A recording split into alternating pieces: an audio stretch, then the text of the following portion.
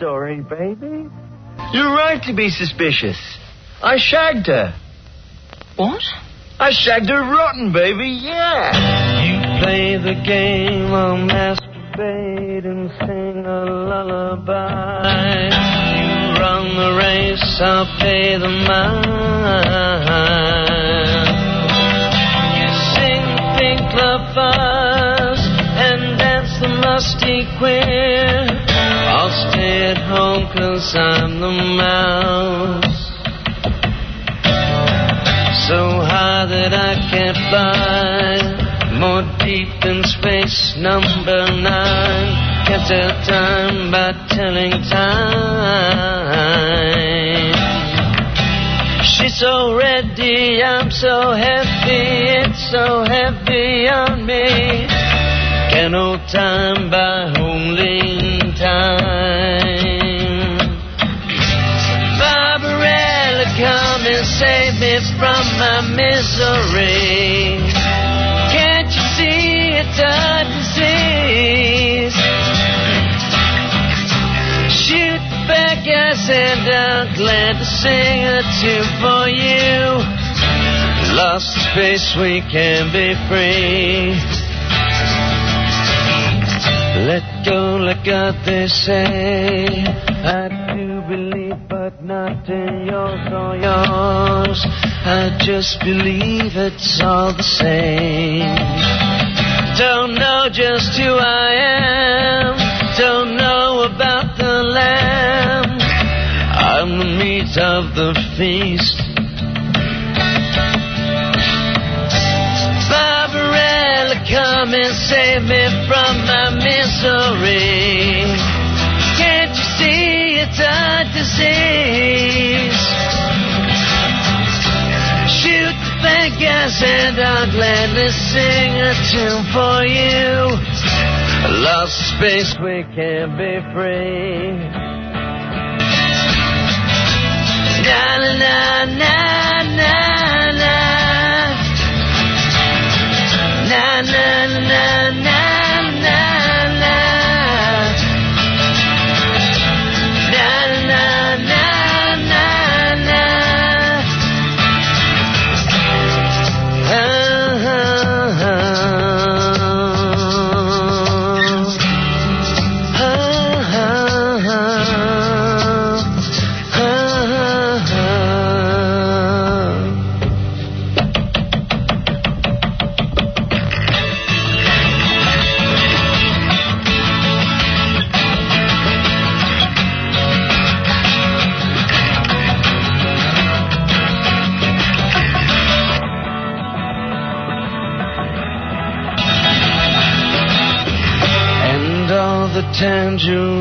Tangerines, they taste like jelly beans.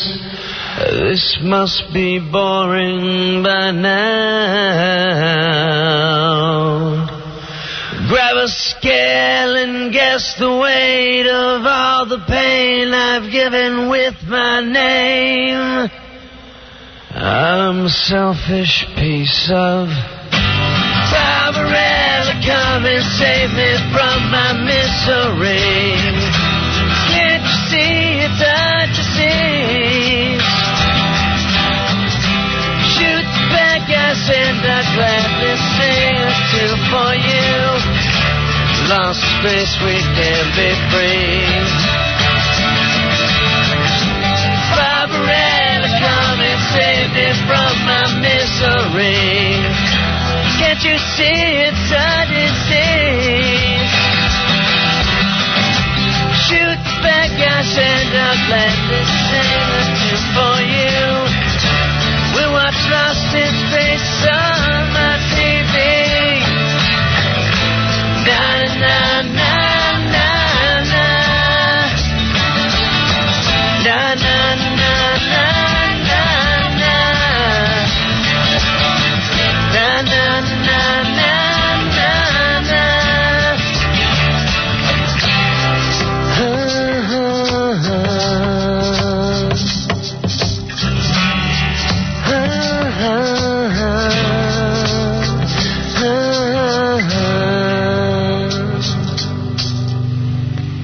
Beautiful. Beautiful. Nice song. Thank you. Hey, you guys sound good together. Hi, this is William Shatner, and you had your dial set to the most entertaining, the funniest, the most popular entertainer of this or any other time. And trust me, I'm saying this from my heart. It wasn't written for me. And so it says here, so from the bottom of my soul, here's a man who touches many and would like to touch many others, but his wife won't let him. Hollywood's Howard Stern. Who was that? Yeah, baby. Hey, now... Rock me, baby. Hey, everybody, good morning. It's the program you love to listen to. Program that's at war with the world. Big Bobby Schimmel stopping by today. Say a quick hello. Comedian. The guy who drilled a hole in his head. Oh, I can't wait to talk to you. Mark Harris, who is engaged. Gary Garver was at the Lost in Space premiere, and he's got some interviews. Oh, wonderful. And so many other things going on.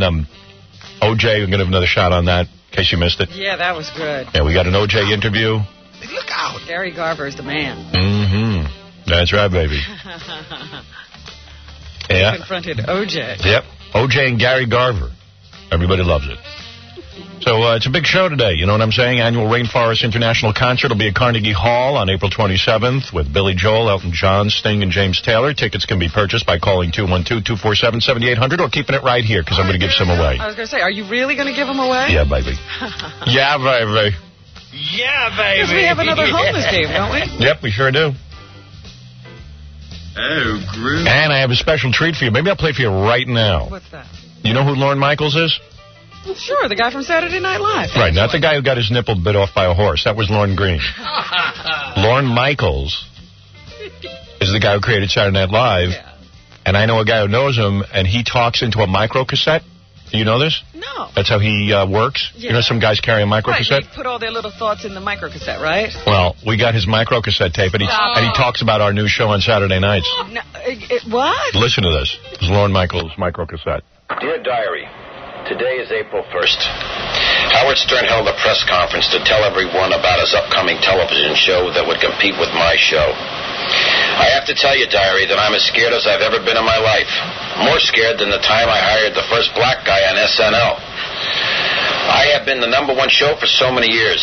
Is it all coming to an end? This could be a problem. A problem that even a cheerleader sketch or Stuart Smalley movie won't solve. Oh, Diary, you won't leave me when Howard comes on the air, will you? See? What'd I tell you? And evidently he's writing his memoirs for a book, and that's how that ended up in our hands. Part of Yeah. that whole deal. Huh? You bet. Hey, on tomorrow's show, just to give you a little heads up, you don't want to miss this. 2 guys are coming in here who are experts at this. They're going to teach you how to crash big parties and get free stuff. Hey, now. Free And stuff, too. yeah, Kielbasa Queen with her new breast implants will be in here later in the week. Yeah, she got big ones. Oh, yeah, big ones, baby. You bet. Yeah, baby. So, hang in there. And also, I'll be... I got a bunch of things to talk about this morning. How's Yankee Stadium doing? Still holding up? It's on the critical list. You know how you know there's nothing going on in the news today? Because on the front page of the Daily News and the Post, they have the pictures of people who would have been sitting in those seats if a game had been playing and Yankee Stadium would have fallen on top of them. Right. And they're thanking God. Did you hear about the family that actually would sit in those seats? They say they will never sit in those seats. How about the baseball players who are saying they won't let their wives come to Yankee Stadium? And I'm going, yeah, convenient excuse. Right, sure. It's another way of saying, stay home, honey. Yeah, all groupies, welcome. There's a party, baby. I thought about the people who said they don't want to sit in those seats anymore. Those are going to be the safest seats in the stadium. Of course. The dopes. Everyone else will be collapsed on. They'll be fine. They'll go and pick new seats and get hit. There's brand new beams in those seats. Oh, F everybody. Let me take a break. I got a bunch of stuff to talk about, but, listen to this. You're listening to the man who also believes oral sex isn't cheating, Howard Stern.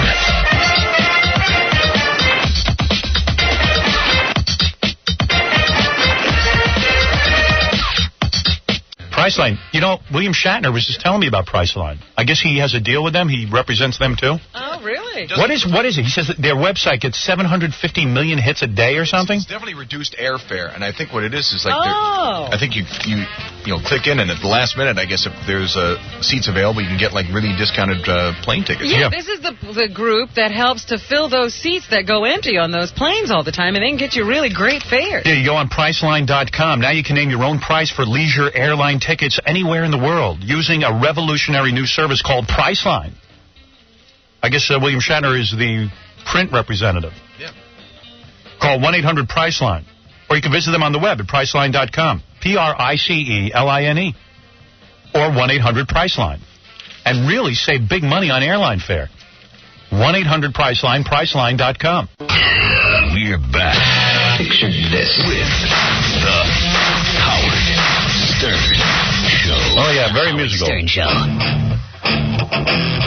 Ooh, yeah. Bobby Schimmel stopping by today. He's a great comic. He's going to tell us about the time he was in the Army, and he went AWOL 11 times.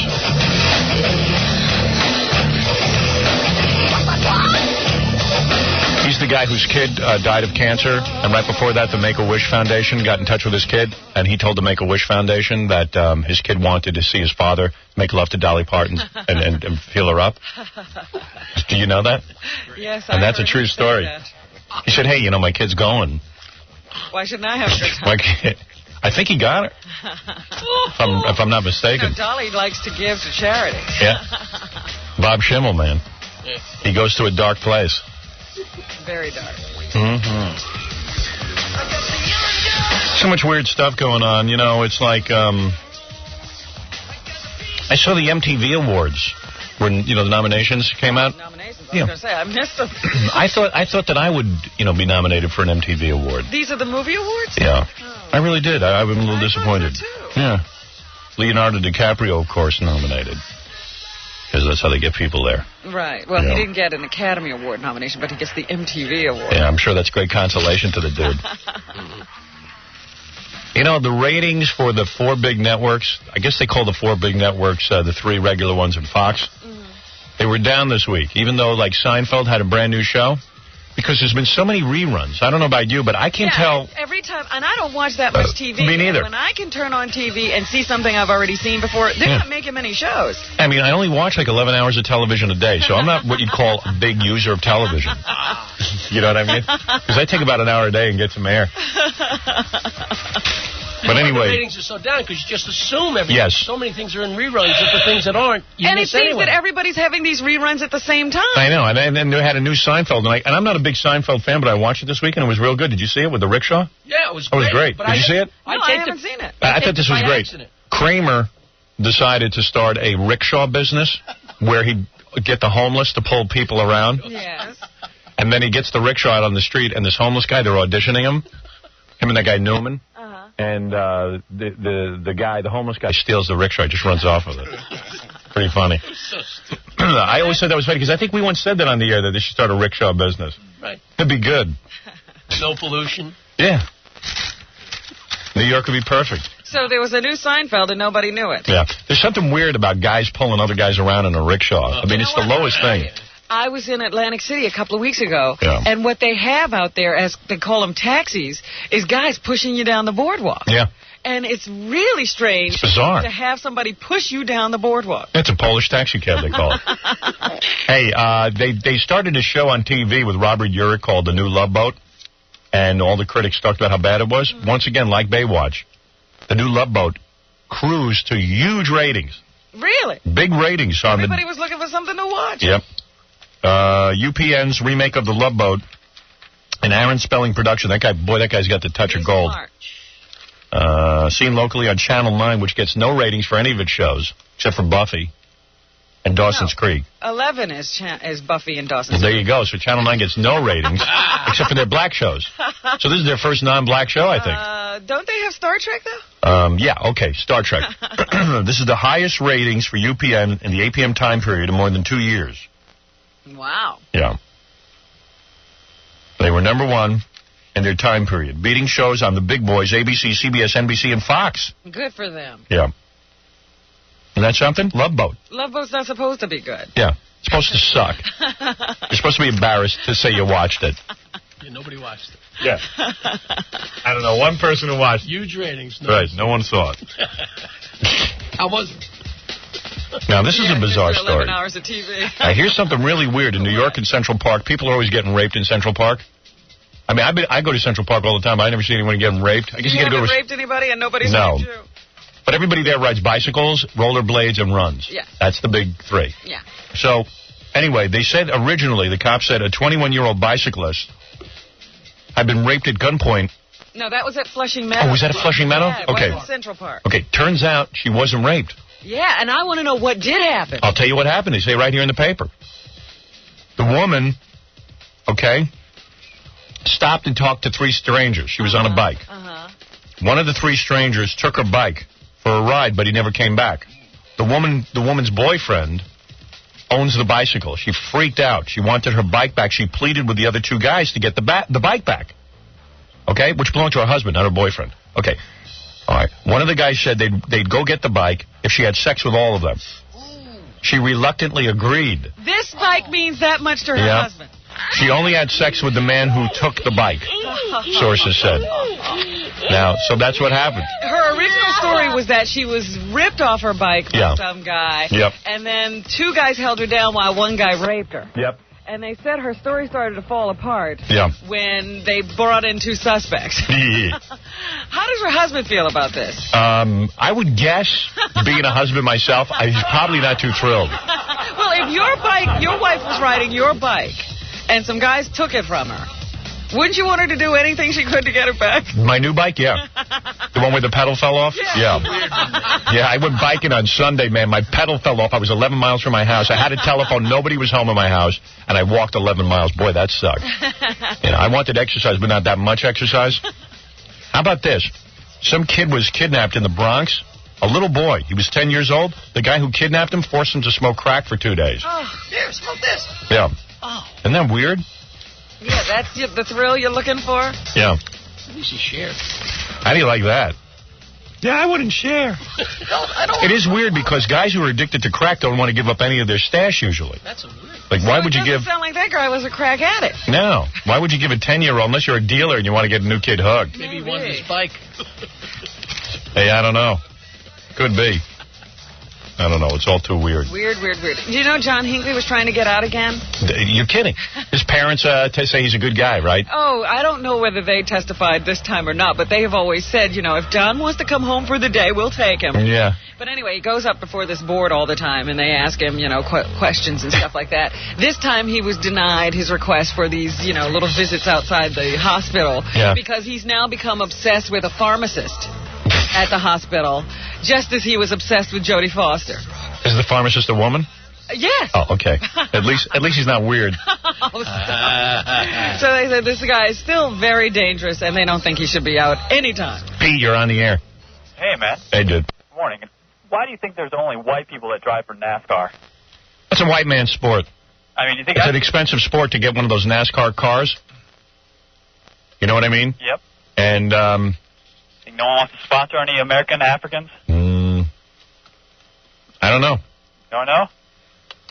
Well, it's kind of an insider sport. You got to get to these people. And it's also hillbillies raise their kids to be drivers. Mean, that there are lots open to other cultures. I was watching 60 Minutes. They did a report. I think it was 60 Minutes. They did a report on the guy who's the #1 race driver in the country right now. He's a young guy, and he's changing the image of racing. Right, he's this cute guy, right? Yeah, cute, he gets all the endorsements and all that stuff. Cute guy for a driver, you know. Yeah. Let's not get carried away. I mean, he's no movie star. Yeah, and his parents started him driving junk at like 6 years old because it's like important to hillbillies that their kids be able to somehow drive motorized transportation. In a circle. Yeah, in a circle. It's true because the kids started out on like mini bikes. Or go-karts. Go-karts and like special motorized things that you never even heard of, like recreational vehicles.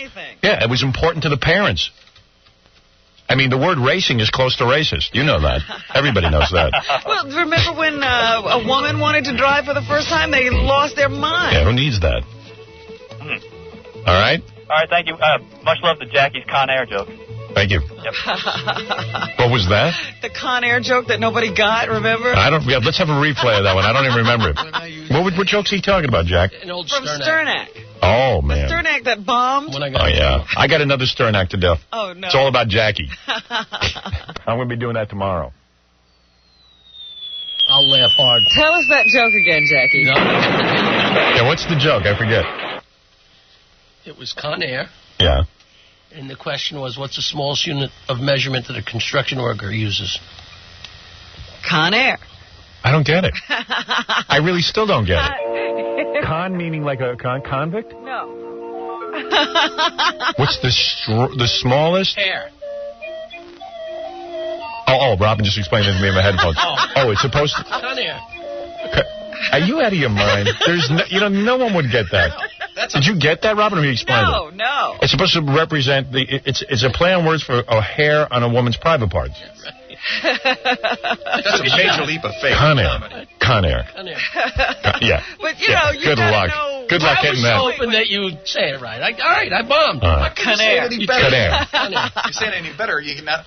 There's no way to say it right. All right. He admits his defeat. He admits he did wrong. I admit it. All right. It might have worked. And how do you like this woman, Dr. Laura Schlesinger?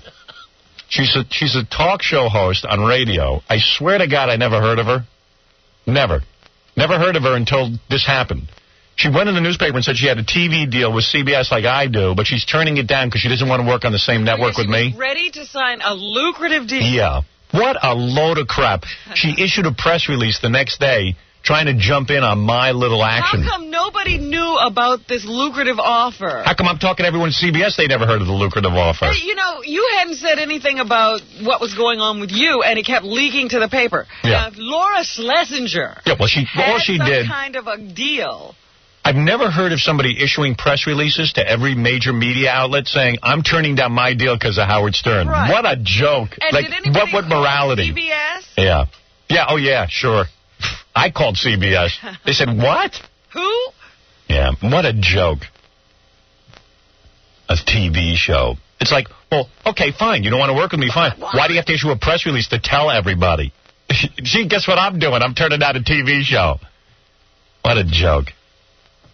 What a friggin' joke. Guess what I Thanks did for today. joining us. It's the clash of the Guess what I did today? I turned out a TV show. radio titans on television. Now she's getting her name linked to mine. And it gets her a lot of ink and airplay. Yeah, Rush Limbaugh used to link his name to mine, too, when he had a radio show. They all do it.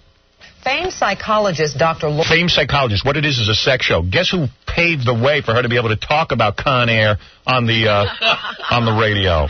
Who do you think did that? says she would rather quit than fight CBS over Howard Stern. She's pulling out of a deal that would put the Doctor of Morality on the same network with the world's most famous. Yeah, she is the Doctor of Morality. She's doing the Dr. Ruth show. That's what she's doing. So she says wear a condom. Yeah. She's responsible. I'm not. Groundbreaker. Yeah. Real groundbreaker. I have a question for you. Have you ever heard of her? Is she a blonde woman? I don't know. Here's a picture of her. Here it is, Battle of the Big Mouth. You don't know? I'd never heard of her before.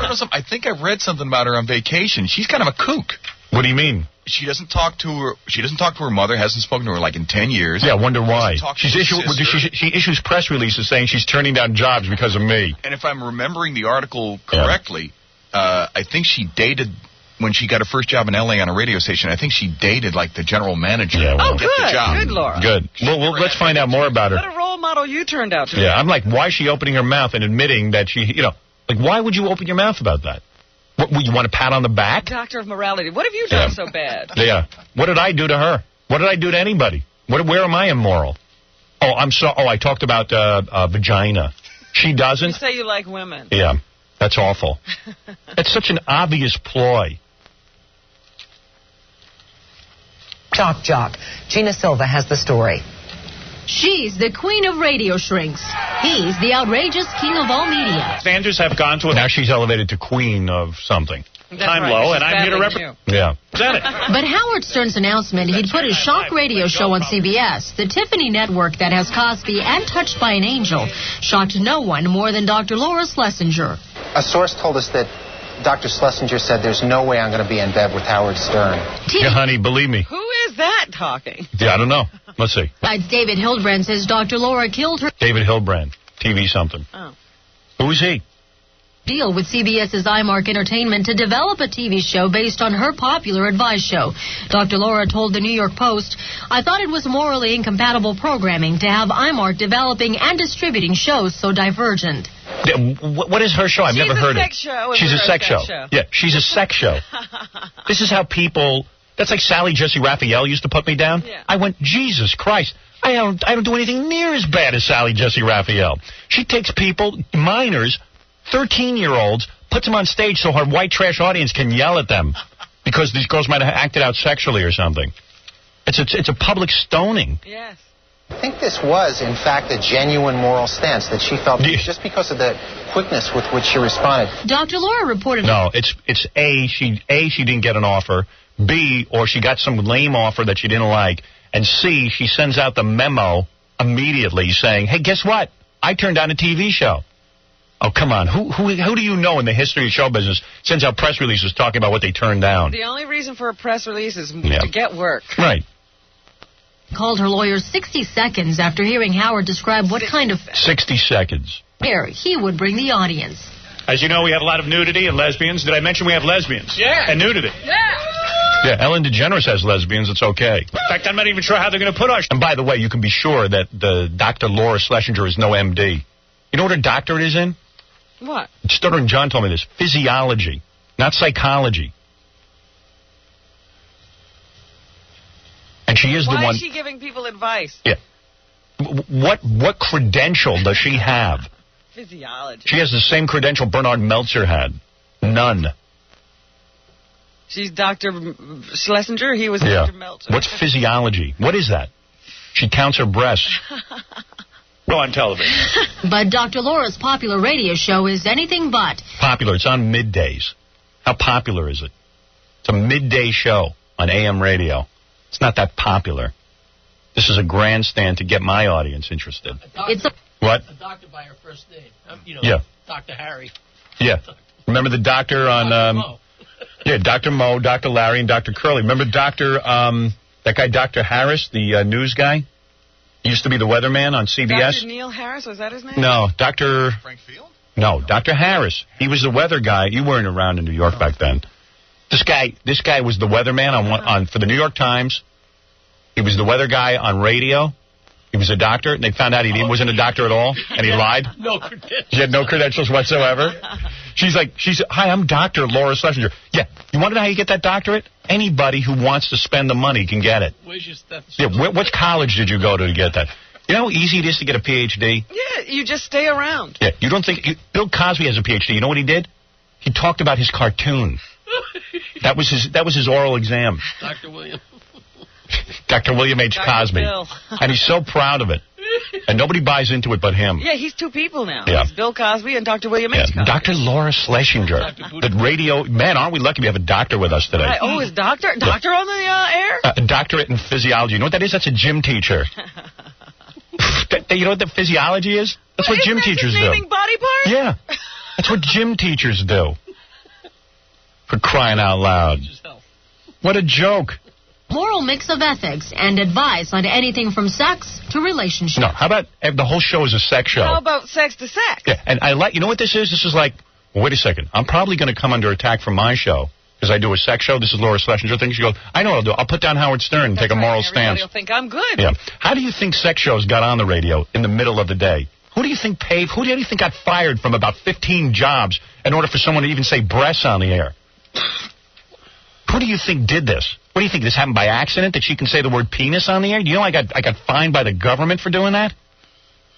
What a joke. What a joke. If you are unhappy with your man, straighten yourself out and pick better. CBS may be the real loser here. Dr. Laura is a best-selling author with a huge national radio audience. Yeah, they're real losers. The stock's at 35. And it's now we know who she is. Yeah, Dr. Bob Harris is the guy I was speaking about, by the way. Oh, Bob Harris. Yeah, Bob Harris. That's funny. I'm the damn-ass Christopher Columbus of radio. Before me, the radio world was flat. You couldn't say a damn-ass thing about sex on the air, and now everybody does it, and then they go, oh, Howard Stern's horrible. Who do you think pushed that envelope, you cow? You filthy cow who can't even talk to her mother because you're such a disgusting pig. She tells other people how to handle it. Yeah, she can't talk very well at her own. She can't patch up things. You're a woman, Robin, and no offense for me quoting your story, who was molested by her father while your mother sat by, and you can talk to your mother. Yes. You found it within your heart to forgive. Yes. But she can't. Dr. Laura Schlesinger. This woman who wants to tell you how to run your life can't handle her. She can't say hello to her mother. What a bitch. You know what? I don't want to work with her. If she can't talk to her mother. That's right. Yeah, who do you think sat there and cleaned the duty out of her diaper? You know? Check into that general manager story if she dated the general manager of a radio station. I want to know everything about her. I want to know everything about Laura Schlesinger. Where'd you find that article? We got to find every little I want to know everything. We can. It might have been last week's Globe or something like that. You want to know everything about the moral Dr. Laura Schlesinger. I want to know about where she got her doctorate. I want to know who she dated. I want to know everything about her history. I want to know what she does on her radio show. Hey, Dr. Laura, you picked the wrong scab. You think I'm going to let you get away with that, you cow, grandstanding off of my reputation? Now everybody's got to know who you are. Yeah. Well, don't worry. Every one of my listeners will know who you are. You've got a tiger by the penis. Yeah, you want to be known, you're going to be known now. All right? You're going to be very happy to be known. Yeah, I want to find out how moral you are. I want to find out what you do on the radio. People are going to greet you on the street now. Right. Hey, Doc. 18 million listeners versus 18 million, okay. 17.5 million for Stern. Yeah.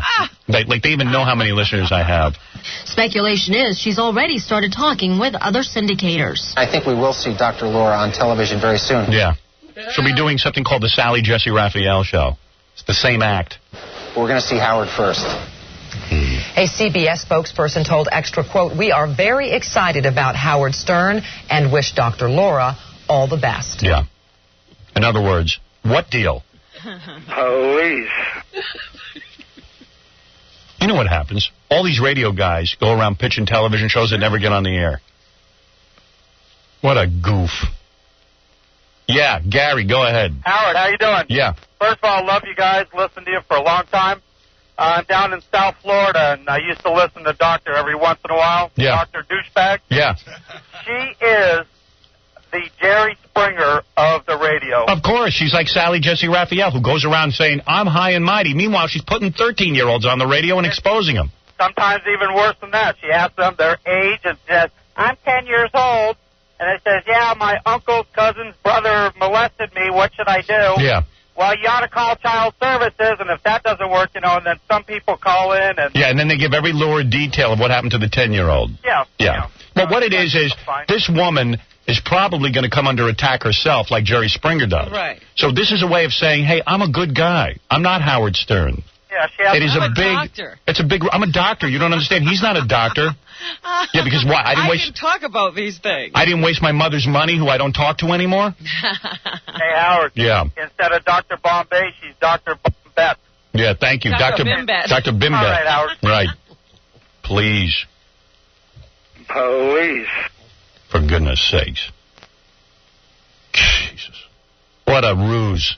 That's a good one, though. Tom, you're on the air. Hey, yeah. And by the way, I don't let people sit there and live off my reputation. I'm going to fix her. Trust me, I'm not going to let up on her. I'm going to unleash the gates of hell on her. I'm going to talk about her every day, make people aware of what a jack-off she is. I'm going to expose her. I'm going to get her mother on the air. She's going to be embarrassed to go out in public. And her sister. Yeah, what, you didn't talk to the sister? Talk to the sister. Yeah, of course she's not. too good to talk to anybody in her family. I mean, to tell me she's giving advice to people and she can't talk to her sister? Or what offense did her sister commit? Same one I did? I don't know. I talked about sex like she does? What is it exactly that's so immoral about me that she can't be on the same network? Howard. You don't hear Bill Cosby opening his mouth because he's busy doing booty calls and having illegitimate children. It's amazing how he goes on. Actually, that's not even his kid. Well, he did have a booty call. Yeah, he just didn't make a kid with it. Yeah. Must have wore a rubber. Too bad. That's so great. Yeah. Yeah, I mean, I like to see. I like these people who throw stones.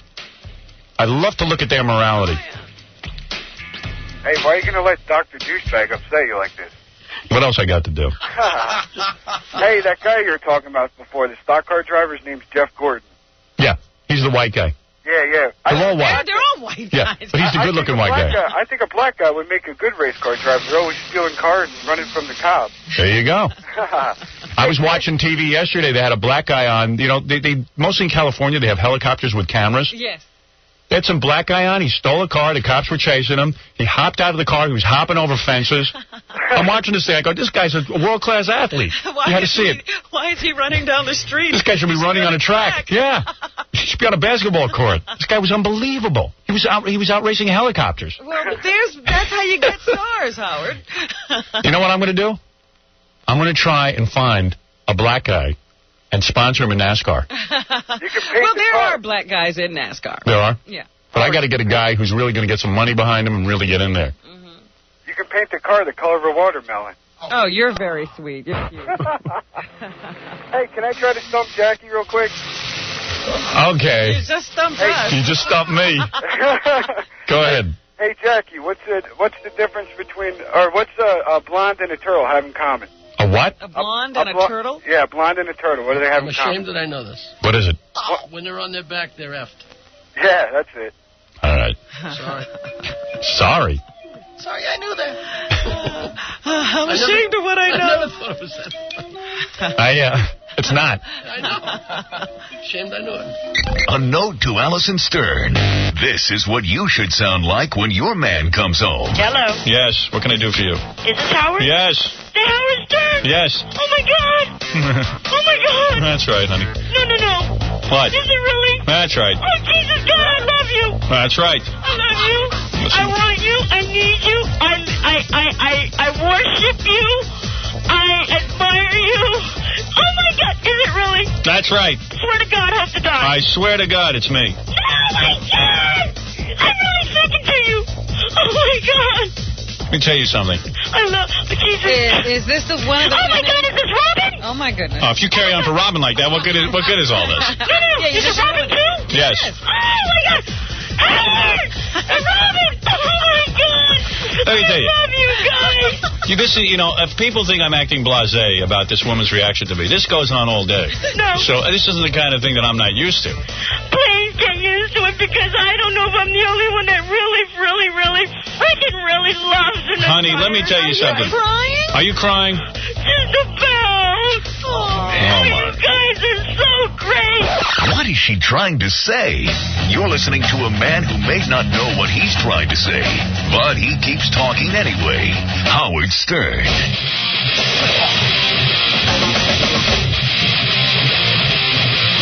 Hey, Chicago, it's Baba Booey from the Howard Stern Show. Here's a dare. Go burgers for breakfast. That's right. Stop by your Chicagoland Burger King and get the big beefy taste of a Whopper. And cast your vote to make Super CKG king of Chicago radio. Don't you dare upset the kingdom of Howard. Grab a Whopper now. This is how we will control the airwaves. This is how we will become invincible. Oh, my God. The Howard Stern Show. That's right. So you want to know how we feel about Howard Stern? Howard Stern is nothing but a bum and a monkey and a faggot. Who the hell is Howard Stern? He's not important enough to talk about. Now you talking. That's what I want you to say. How dare you come up talking about some damn Howard Stern? Get your son, come on with your stuff and tell How do you feel about Howard Stern? You know how this is how we feel. Hold it. Romans, listen. Psalms 53. Give me Romans 1. The Bible tells about all white people, not just Howard Stern. Howard Stern is a faggot among them. That is not accurate. Was that in the Bible? I got some Lost in Space tape. Went over to the Lost in Space press conference with Gary Garver. OJ tape coming up with Gary Garver. We just got him on the golf course. Even got the Black Israelites talking about Easter. Give you a little Easter message. I got Rainforest tickets. I got Bob Schimmel coming in here. He's a great comic, man. Guy's a wacko. He's done wacky stuff with his life. He's almost as wacky as Dr. Laura Schlesinger, the woman who says she won't work with me on CBS. Yeah. Hey, bring in Bob. He's got to hear this. I love this.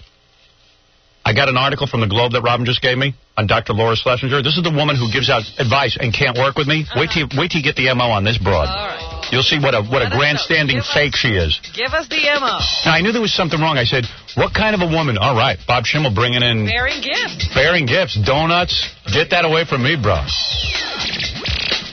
Bob Schimmel's got chocolate chip donuts. What What is it, Bob Schimmel, caterer now? Bob Schimmel's a good kind of guest. Knows what to bring in. We're supposed to feed the guests. Put those right in front of Jackie. No. How you doing, man? Where you been?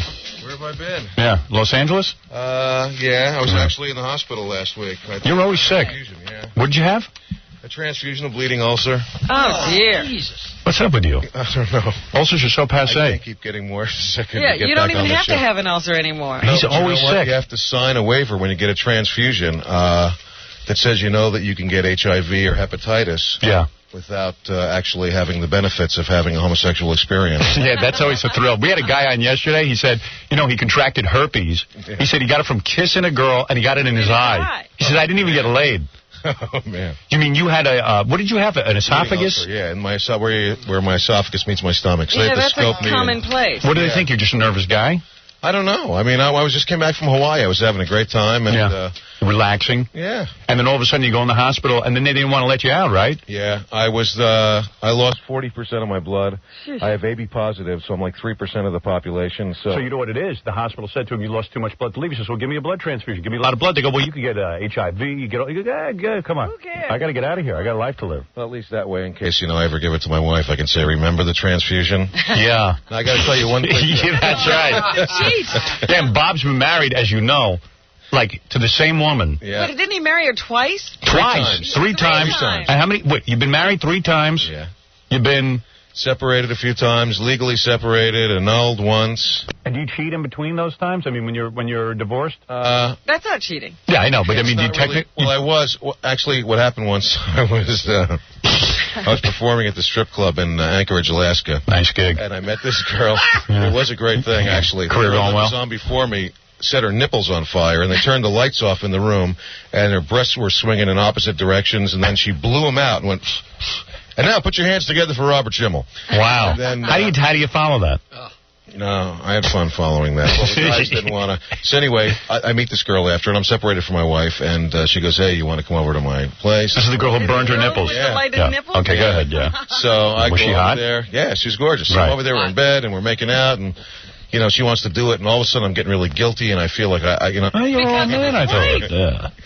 So she's going, come on, and she's rubbing me against her, but I can't do it. You can't get aroused. Yeah, so then I come back home, and my wife has a key to my apartment, and she's waiting there in the apartment for me, and she's wearing a negligee, she has candles lit, and a bottle of wine, and she said, I'm really sorry that we're not getting along, and tonight's going to be your night, I'm going to make it so special for you. And as soon as she said that, I started getting this really bad burning sensation in my penis. I mean, I thought it was like somebody slammed the door on it, and I said, man, I got the clap. Oh. Now I can't do it with my wife because, I'm going to give it to her, and then that's going to be it. Right. So I told her I can't do it. She said, why? And I told her the truth, and I said, but I didn't really go in all the way. And she said, gee, I feel a lot better now that I go all the way in. You didn't have full coitus. So I go to my doctor the next day, and I tell him, and he gives me a test, and I said, what is it, the clap or gonorrhea? What'd And he you have? said, guilt.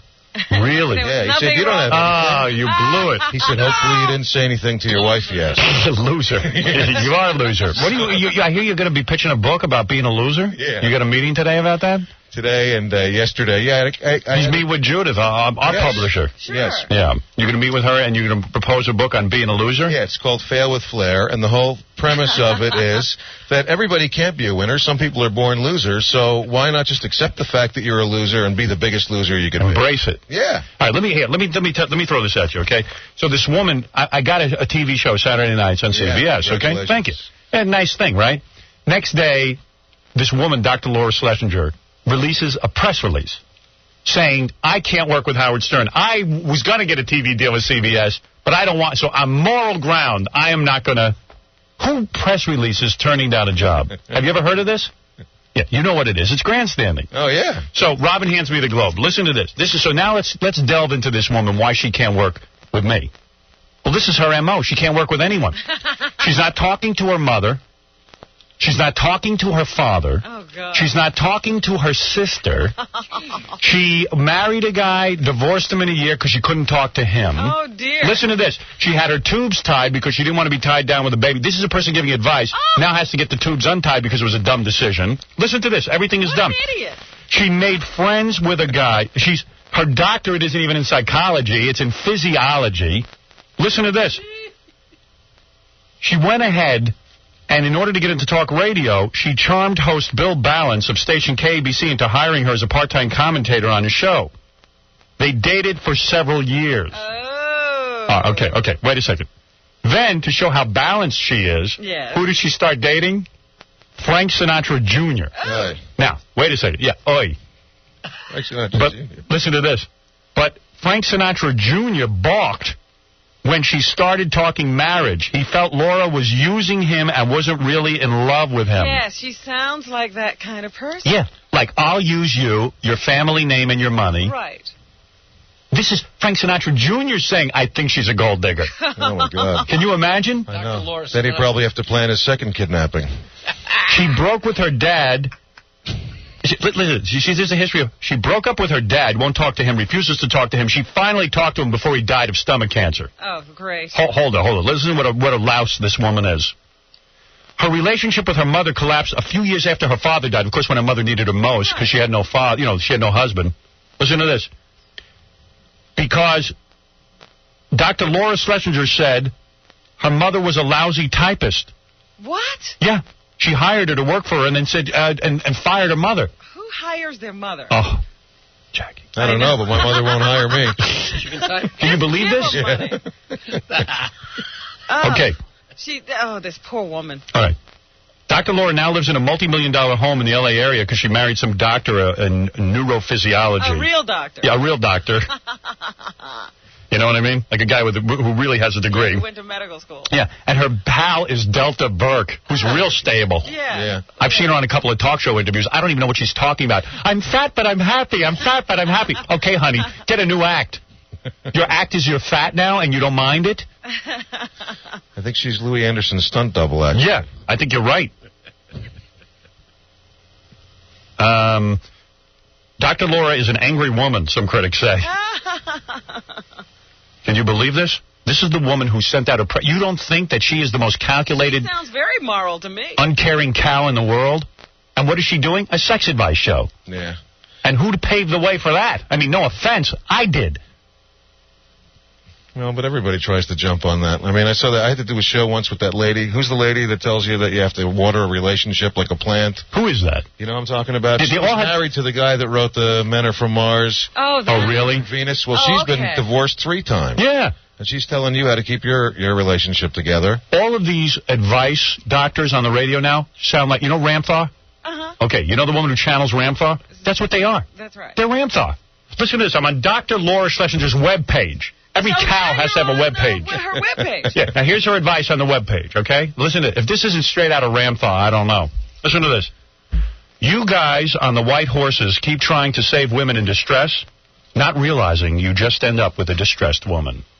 Oh, boy. An apple a day keeps the doctor away. What kind of crud is this? Time saves 9. A stitch in time saves 9. You see what I'm saying? Bob, you understand? Oh, yeah. Do you hear us? Yeah. Now listen to this. You know that ducks don't echo when they quack? I swear to God that's true. Okay, here's Dr. Laura Schlesinger. Here's her advice, all right? Here it is. Because you're able to do it, and because you have the right to do it, doesn't mean it's right to do it. Oh. This is on her webpage. She's Ben Franklin. He wrote all this stuff. Yeah. She probably doesn't even have anything to do with the webpage. No, of course not. Somebody puts that together for her, like Jackie. Like Jackie. All the losers have webpage. Do you have a webpage? No, Warner Brothers gave me one when the CD first came out. They gave me this webpage. But you don't have a webpage. No. I'm so glad to hear that. You know I don't have a webpage? I don't have one. No, well, what am I going to do there? I don't have time for that.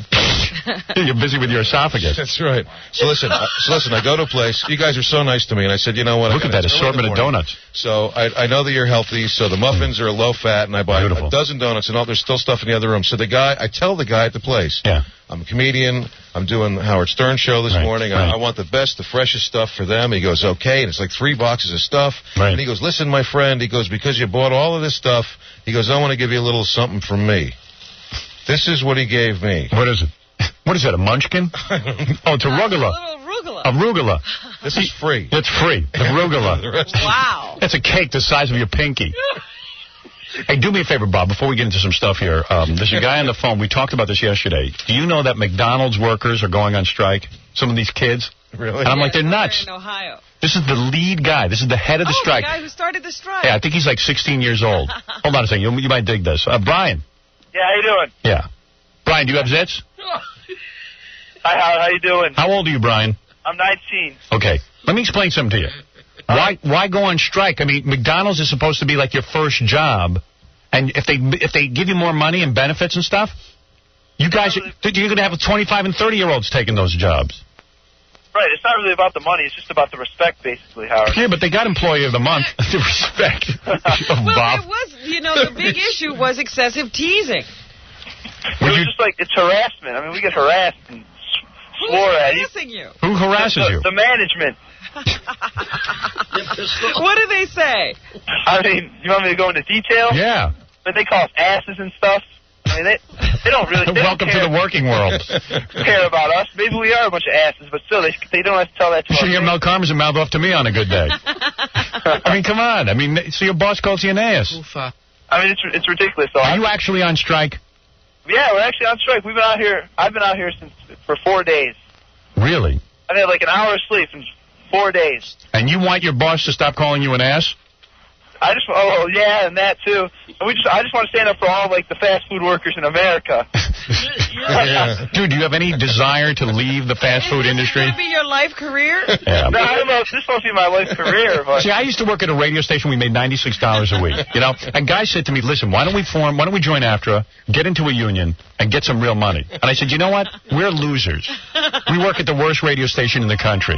We make $96 a week, and I'm glad of it because that's how you get in on these. I sucked. That's right. I was the worst disc jockey on the planet. You got to learn somewhere. Yeah, so why would you want to ruin that for other people? Of course it's supposed to suck working at McDonald's. Howard, that's because you're not doesn't have to suck. Dude, you want it to be so good that you stay there? No, I don't want to stay there. But if this guy deserves more money because his bosses call him an ass, then what do I deserve? You deserve $1 million. I a lot more money. Baba Booey. Everybody gets called an ass at work. Well, I don't think you should strike. I think you should just undercook the meat. That'll really get their attention. You know what? They'll probably give in to all your demands. You know what you guys ought to do?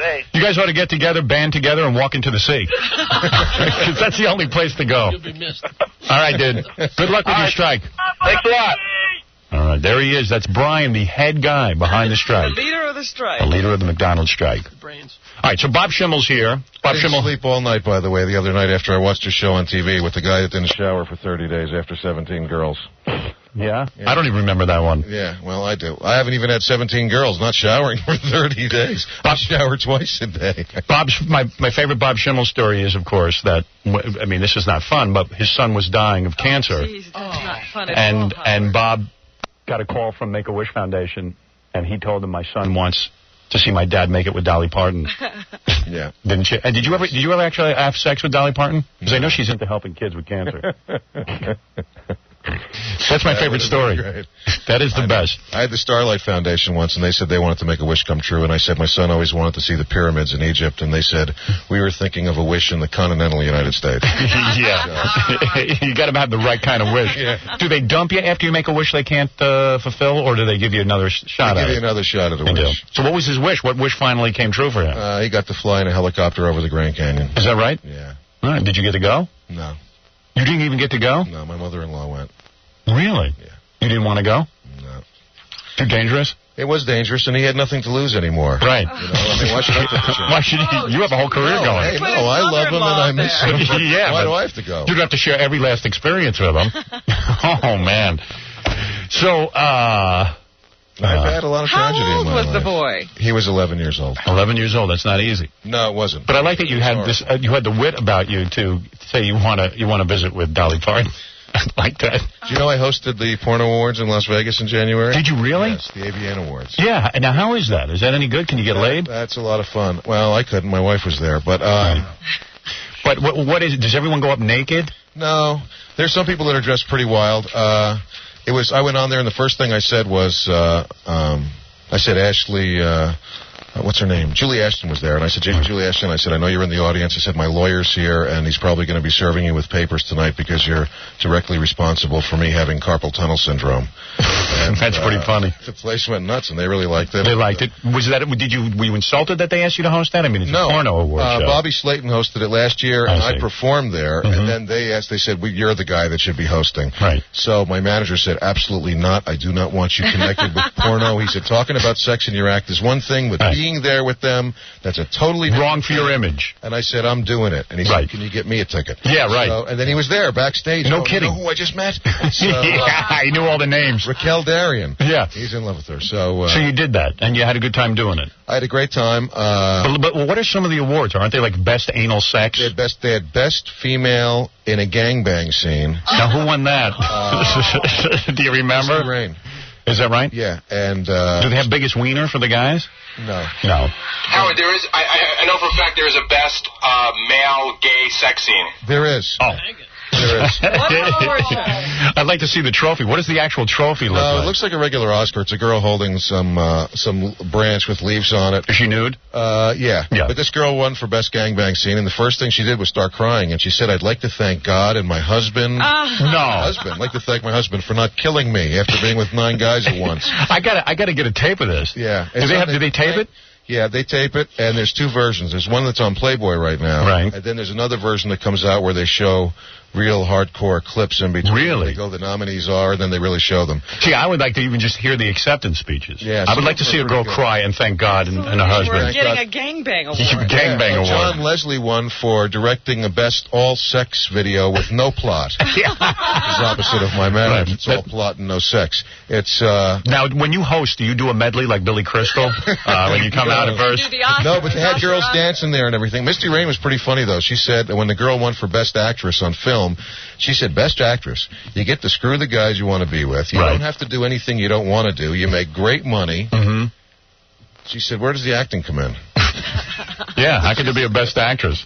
That's pretty funny. But they take it pretty seriously, right? I mean, all the actors and actresses really want the award. They really do want the award, and a lot of them go into directing now. Tom Byron got an award for directing. And really? It's really funny because all the guys knew who I were. You know, I've out and then. And you tried them? Yeah. How was it? Not too good, really. It didn't work out too good? You really have to have your wife do it when she's not angry. So, you got to pull those once, right? Yeah, you got to pull those beads out slow. Once. But I do get recognized for that. And this is no lie. Christmas time, I had my 7-year-old. We put her on Santa's lap at the mall. She wanted her picture taken with Santa. Yeah. And we're waiting in line, and finally get up there, and I put her on Santa's lap, and Santa looked up at me and he said, "You're the guy with the beads, right?" I said, "What?" And my wife said, "Get her off of his lap." You get him off of Santa's lap. Oh, that's beautiful. So I was in L.A. the day that George Michael got arrested. Yeah, now, what do you make of that? What do you now? Obviously, somebody said it was by himself. He wasn't by himself, or he wouldn't have come out like that all of a sudden the next day. You think so? Oh yeah. You think he was with it? Well, what he was doing was, playing with himself in front of an undercover cop. You don't buy any of that? Are you attracted to him? Is that what you're trying to say? Absolutely not. No, you don't like George Michael. See, I always thought he was gay because who grooms themselves like that? You know what I mean? With that nice beard. Did you see those early videos? Look at that. Two guys dancing with each other? Two guys dancing with each other and shaking their ass in my face. I used to go out with girls, but now I only date men. Yeah. Who's surprised? I hear he has beads. Chinese beads. I like them. He knows how they work. Yeah. Anybody that's holding Elton John's hands at Versace's funeral, you know something's up. I got all those suspicions myself. And, I'm not open to those kind of things. So, that was an amazing story. I mean, here a guy self-destructs, right? Yeah. I mean, he's in the closet. He's, pretending to be with women and all this. And then he goes to a public restroom and he's exposing himself. I mean, it's a nice park, but I wouldn't get that excited about it. I mean, I really wouldn't. Right. But a gay guy... Undercover agent. But a gay guy called me yesterday, and he says to me that, this is an exciting thing for gay men to get together and meet in bathrooms. Meet a total stranger. Yeah. And hook up. I said, well, why does that have to occur at a bathroom? And I just figure it's the smell. I know you always say that, but I can't believe it. I know. Hey, you're on the air. Hey, Howard? Yeah. Hey, how you doing? All right, man. Listen, this Dr. Laura, she's always, talking down to people who got married, older persons. And her husband is 68 years old. He's somebody's grandfather. Dr. Laura Schlesinger married a 68-year-old man. Right. Yeah, okay. He's in the Parade magazine. Well, there you go. I mean, what does that tell you? I know, man. She's a hypocrite. Yeah, that's it. And they got a 10-year-old son with a 68-year-old guy. Yeah. This is, by the way, I don't know if you recognize the voice. This is Bob Schimmel's agent on the phone. Very talented. They got All right, explain something to me, Bob. Okay, because I know you're busy. You've got to meet with Judith Regan. You're very busy. Not for a long time. Oh, I see. I'll tell you what I'm waiting for. I would have loved to have been George, Michael, and Tiger Woods. That would have been great. I would have done cartwheels down the middle of the street. If they could hook up in a bathroom. Not to say that Tiger Woods is gay or anything. Okay. No, but just he needs something like that in his life right now. He sure does. He needs something to boost that career. Although he looks great in that green jacket. What happened? He doesn't have the green jacket anymore. Is that right? Do you have to give that up? Give it up, yeah. Yeah. Oh, you do? Give it to the guy. One jacket. I thought any time you win the Masters, you get that green jacket and you get to keep it. I don't know. I thought you had to give it away. You're saying it's like the Miss America crown? You got to just give it up? I think you have to give it. You give it to the next guy. Oh, it's like the Stanley Cup of golf. And everybody said he's going to win, he's going to win, he's going to win, and he didn't. I thought that was great. Yeah, me too. I can't stand him. I can't stand his father. The father? This is the Gandhi of sports? The Michael Jordan of golf? The kid made it, so all of a sudden the father's famous. Yeah. Yeah, he's writing books. Yeah. I know. I like when I was watching the Olympics this winter, I don't understand female skaters when they fall down on the ice. And they smile? And then they get up and keep skating like they even have a chance. Yeah. That I said, why don't you just skate off at that point? That's me. If that would have been me, I would just lay there and masturbate on the ice until security pulls her off. Yeah, you're so embarrassed. At least that way, you'll be really famous. You don't get the gold medal, but people are going to go, wow, did you see Schimmel at the Olympics? Yeah. That guy was out of his mind. He didn't win, but he was fun. I guess they don't have the same goals as you in their career. Yeah. And don't their vaginas get cold when they fall down like that? I think so. Yeah, absolutely. A little extra padding, maybe, in there. It's unbelievable. That's who they always get to do the Tampax commercials. It's always those Olympic athletes. Right. Never regular women. It's, Debbie Thomas and Kathy Rigby, and they're authorities on it. Yeah, authorities. Probably a lot of them don't even get periods. They work out so much they have such low body fat. It's outrageous. What kind of a thing? Yeah. Why would you be, just because you're in the Olympics, why would you be an authority on tampons? Why? Why is that, Bob? I don't know. Because you look up to them like you would the Tiger Woods. So you would wear the same tampon? What? By the way, our general manager, Not Tom... Not a used one, but yes, the same brand, maybe. Our general manager, Tom, says they do get to keep the green jacket. Oh, they do? Oh, they do get to keep the green jacket. He knows everything. That's why they didn't buy clothes to match it. Well, that's good to know, because if Fuzzy Zeller would have won, I would have loved to see him put the jacket on after Tiger Woods. Yeah. Imagine one of those Olympic skaters has her period while she's skating. And that white ice really shows up everything. You know what I mean? That would be wild. That's why I can never understand those Tampax ads when they always show the girl like riding the horse, the white horse, bareback. Yeah. That would be a good Tampax commercial. Yeah. Now there's a Tampax commercial I could get behind. Stick some broad in who's having her period. The full height of her period in the shark-infested water. That's right. If she doesn't get eaten, tread water. Doesn't even nibble. Well, now they have that new one where the girl says, "This is for my heavy days. This is for my light days. This is for." Have you seen that? Yeah. Yeah, like. And these are for days when I just want one in me when I'm not having my period. It's like a six-pack with all different kinds of Tampax. Oh, man. Don't women know what to do when it's time? I mean, why do they have to have that on TV? Every other commercial's that or the yeast infection thing. They don't have stuff like that for guys. Yeah, now, what is this yeast infection? Yeah, you got the 7-day, the 3-day, and the 1-day. And the 1 day. I prefer the girls with the 1 day. Yeah, really. Tell me something. How is it that my wife keeps her tampons in a holster? Hey, tell me something quick here, Bob. Sure. Okay. How is it that you were in the military, right? Yes, I was. This was during Vietnam or during Korea or what? Yes, no. I mean, you're a young guy. I don't know. I mean, how old are you? Korea. This was during Vietnam, right? I'm a Vietnam War era veteran. Okay. What happened? Now, first of all, are you brave? No. No, okay. How did you wind up in the Army? Yeah, couldn't you go to college? I got drafted. No. And I got drafted, and I didn't want to go in the Army because a couple of my friends were coming back in boxes, and they didn't look too good. So I thought I would go in the Coast Guard because that's like the Jewish Navy, and you could patrol Miami Beach and all that. Yeah, right. And what happened? I heard you went AWOL 11 times? Yeah. Is that really true? Now, weren't you nervous you'd have to go to jail or something? No. You didn't care? Jail was safer than Vietnam. What did you do to go AWOL? What was this about you posting your picture, a nude picture of yourself? I was a photographer in the Air Force, and I took self-portraits of myself, fully nude, except with the hat on. And then I would autograph them and put them all over the base. I'd put them on telephone poles. Well, you're trying to get kicked out. Oh, yeah. And did they say to you, listen, we know what you're up to. We know you're trying to get kicked out? No. Well, a couple of guys actually kind of liked me after that. But they threw me in the brig once. Well, first I got KP duty the first time, but I found a great way to get out of it, because they'd say, while everyone else is getting to go downtown this weekend, you get KP. And then I'd call the kitchen and go, is Airman Schimmel there? And they'd go, no, he's not. And I'd go, well, you tell him Lieutenant so-and-so wants to see him. And then I'd show up, and they'd go, oh, man, you're really in the doghouse. This guy wants to see you. And I'd go, oh, no. And then I'd get on a bus and go home. You would do all that stuff? You were not frightened in the military to do all that? MPs would come and pick me up at my mom and dad's house. I'd be at home. And my mother would say, we didn't know you get to come home so often. Ding dong. Yeah. Guys would be there. You were the poster boy. You were the poster boy for Lousy Soldier. Yeah. I mean, you're the guy. It was really scary. I impersonated an officer. I bought, ribbons at the PX. And you weren't afraid to do any of this? No. Wow. I gave him a 2 weeks notice, and I stopped showing up for my job. You might be insane. I'm pretty close to being insane. What are you doing? What are you doing here? You doing any appearances in New York or anything? I'm at the Stress Factory in Jersey on the weekend, but I'm doing just meetings and... Really? Yeah. Yeah. Big things will be happening for Bob. Bob's real funny. Yes, he is. Bob Schimmel, get a CD. You'll enjoy it. I'm telling you, it's good. I heard it. I became a big fan. It's out on Warner Brothers Records.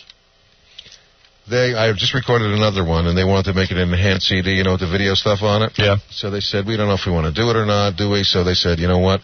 They said, if we can get permission to get a clip from your show, from the E thing, on the enhanced part, that's the thing they would put on my CD. Yeah, I don't think we'll do that. I know. I told them that. I feel bad for you. Cliff, you're on the air. You don't feel bad. Hello? When will you be getting a divorce again, so everyone can know about that? Probably right after the show. Yeah. The way I've been talking. Cliff, go ahead.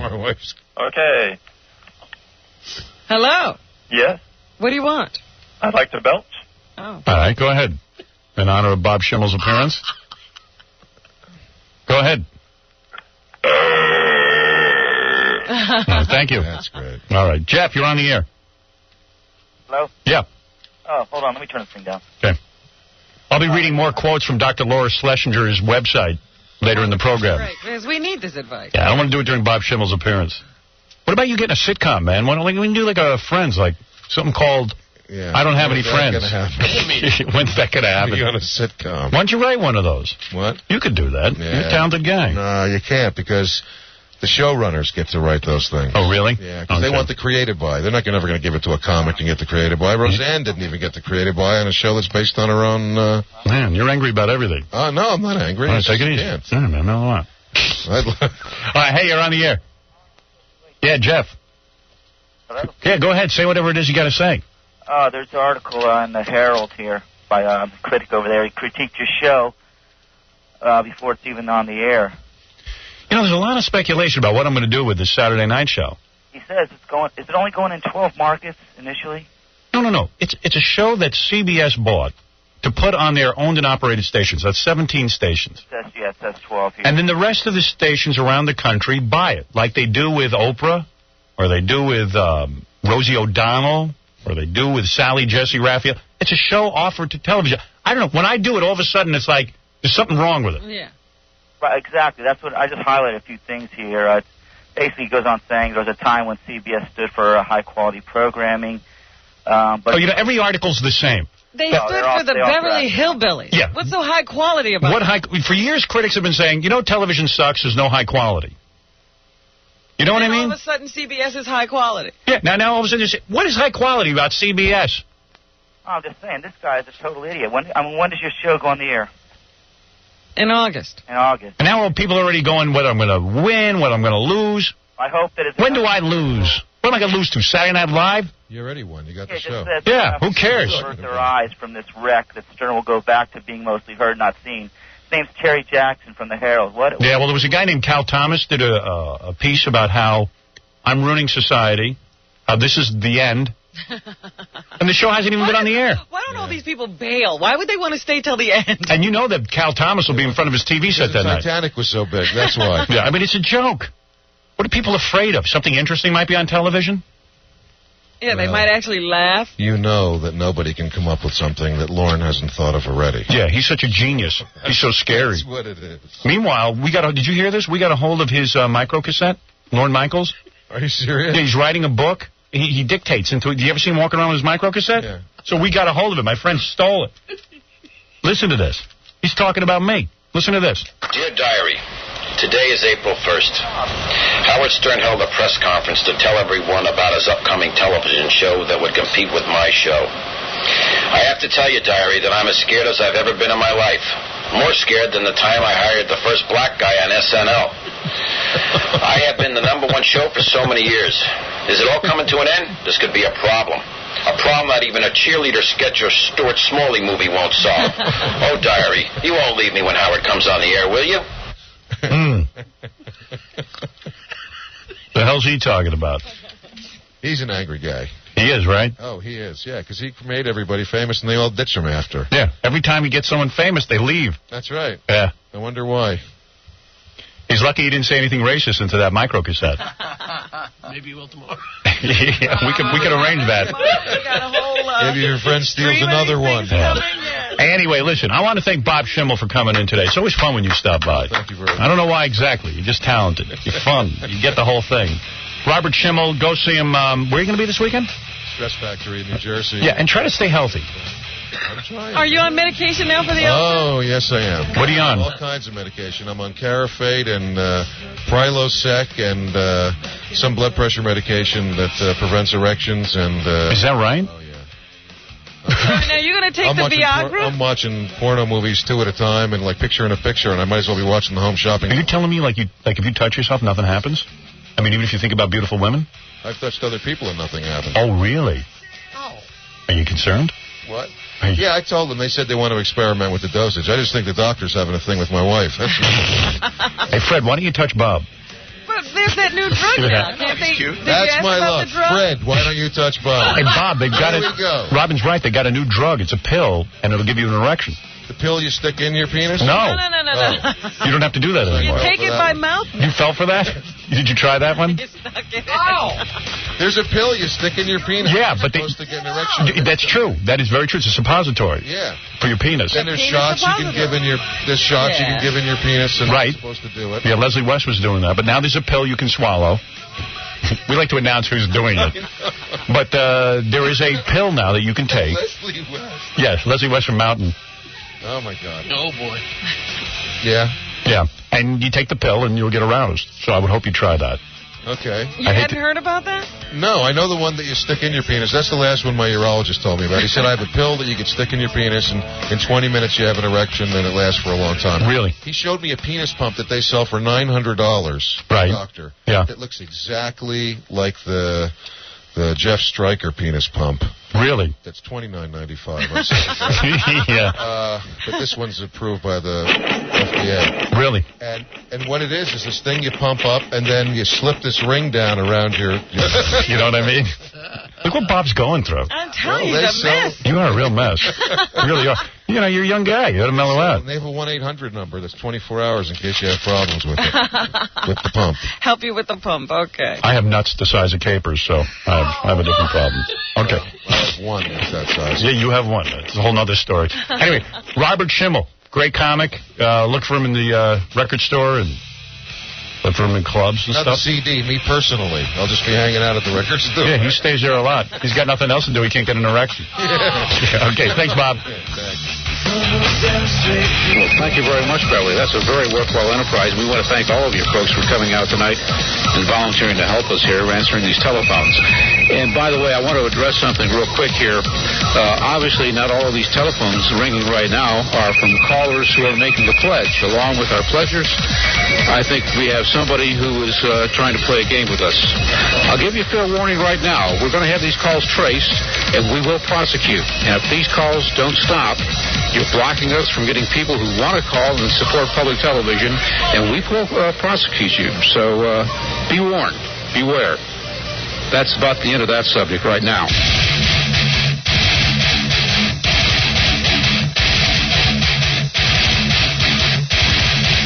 The Howard Stern Show. Perhaps no radio personality on the air today quite fits the term shock jock as well as Howard Stern does. Here he is, captain of morning radio, late night television, books, movies, and the First Amendment. It won't be long before I'm a human being like you. Stern. You're the only person who makes me laugh. Like, you're so sick and twisted, but I love that. Hi, this is Jenny Jones, the talk show host. I've been a stand-up comedian, I've been a rock drummer, I've even sung backup for Wayne Newton. So why does Howard Stern only want me to talk about my breast implants? Is he obsessed or what? Hey, Howard, do I keep asking you about your shrimpy little penis? 1-800-44-STERN. Submitted for your approval. A listener of the Howard Stern Show who called in to try and make some sort of point, but is babbling along incoherently and making no sense whatsoever. Is this Howard? Yes. Hey, Howard Stern! Yes. Oh, my God! Oh, my God! That's right, honey. No. What? Is it really? That's right. Oh, Jesus, God, I love you! That's right. I love you. I want you. I need you. I worship you. Don't know I love you. Don't know I care. The Howard Stern Show. Jackie, way too many Heineken's Mardling.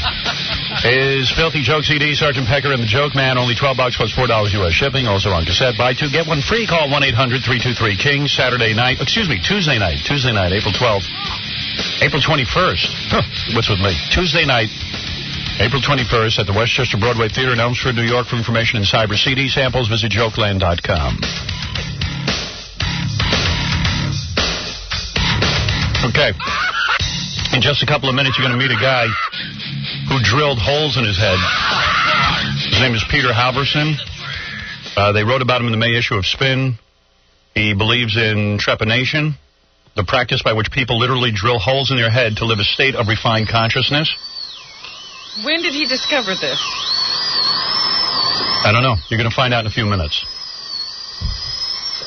I'll just tell you really quick, I was just talking to the guy. Yeah. You know, he did this process 25 years ago, so you could still see the scar from the hole. Because you only have to do it once. But, you know, you can't find a doctor to do this. Of course not, because if you drill too far, the membrane that protects the brain, you can go through, get it infected, and die. So he got a whole bunch of mirrors, and he did it himself. Yeah. You can learn how to do this at the... I mean, when you're doing it yourself, you can't anesthetize. Oh, he did. He put a little Novocaine on his head. There you go. Really? Xylocaine. All right, we'll talk to him in a minute. He'll give us the whole story. We got the homeless game today. Mark Harris is stopping by to announce... Is he bringing in his bride? Not today? Because he can't produce one. He's got to go find one. He's not bringing in the woman he's marrying? Not today. Today he's just coming in to talk about it. He's going to bring her in, like, he gave me a date, like May 5th or something. Why is there such a problem? Well, we'll find out. There's always problems. She's the socialite. Is that it? I don't know. Is she rich? Apparently very. Mm-hmm. And how old? She's some sort of an heiress. Dear President Clinton, I did write this song for you. He's going to tell us he's in love? Yep. He's in love with a woman. This is the guy who was just in Germany with a guy. That's right. Remember? Yeah. I know we had our... All right. Well, anyway, we'll find out all about that. Also, many people are anxious to hear this. Gary Garver, a reporter with KLSX in Los Angeles, was out on the golf course. He sees O.J. all the time. He got a microphone when he interviewed O.J. I'll play that for you right now, but did you see this in the paper? What?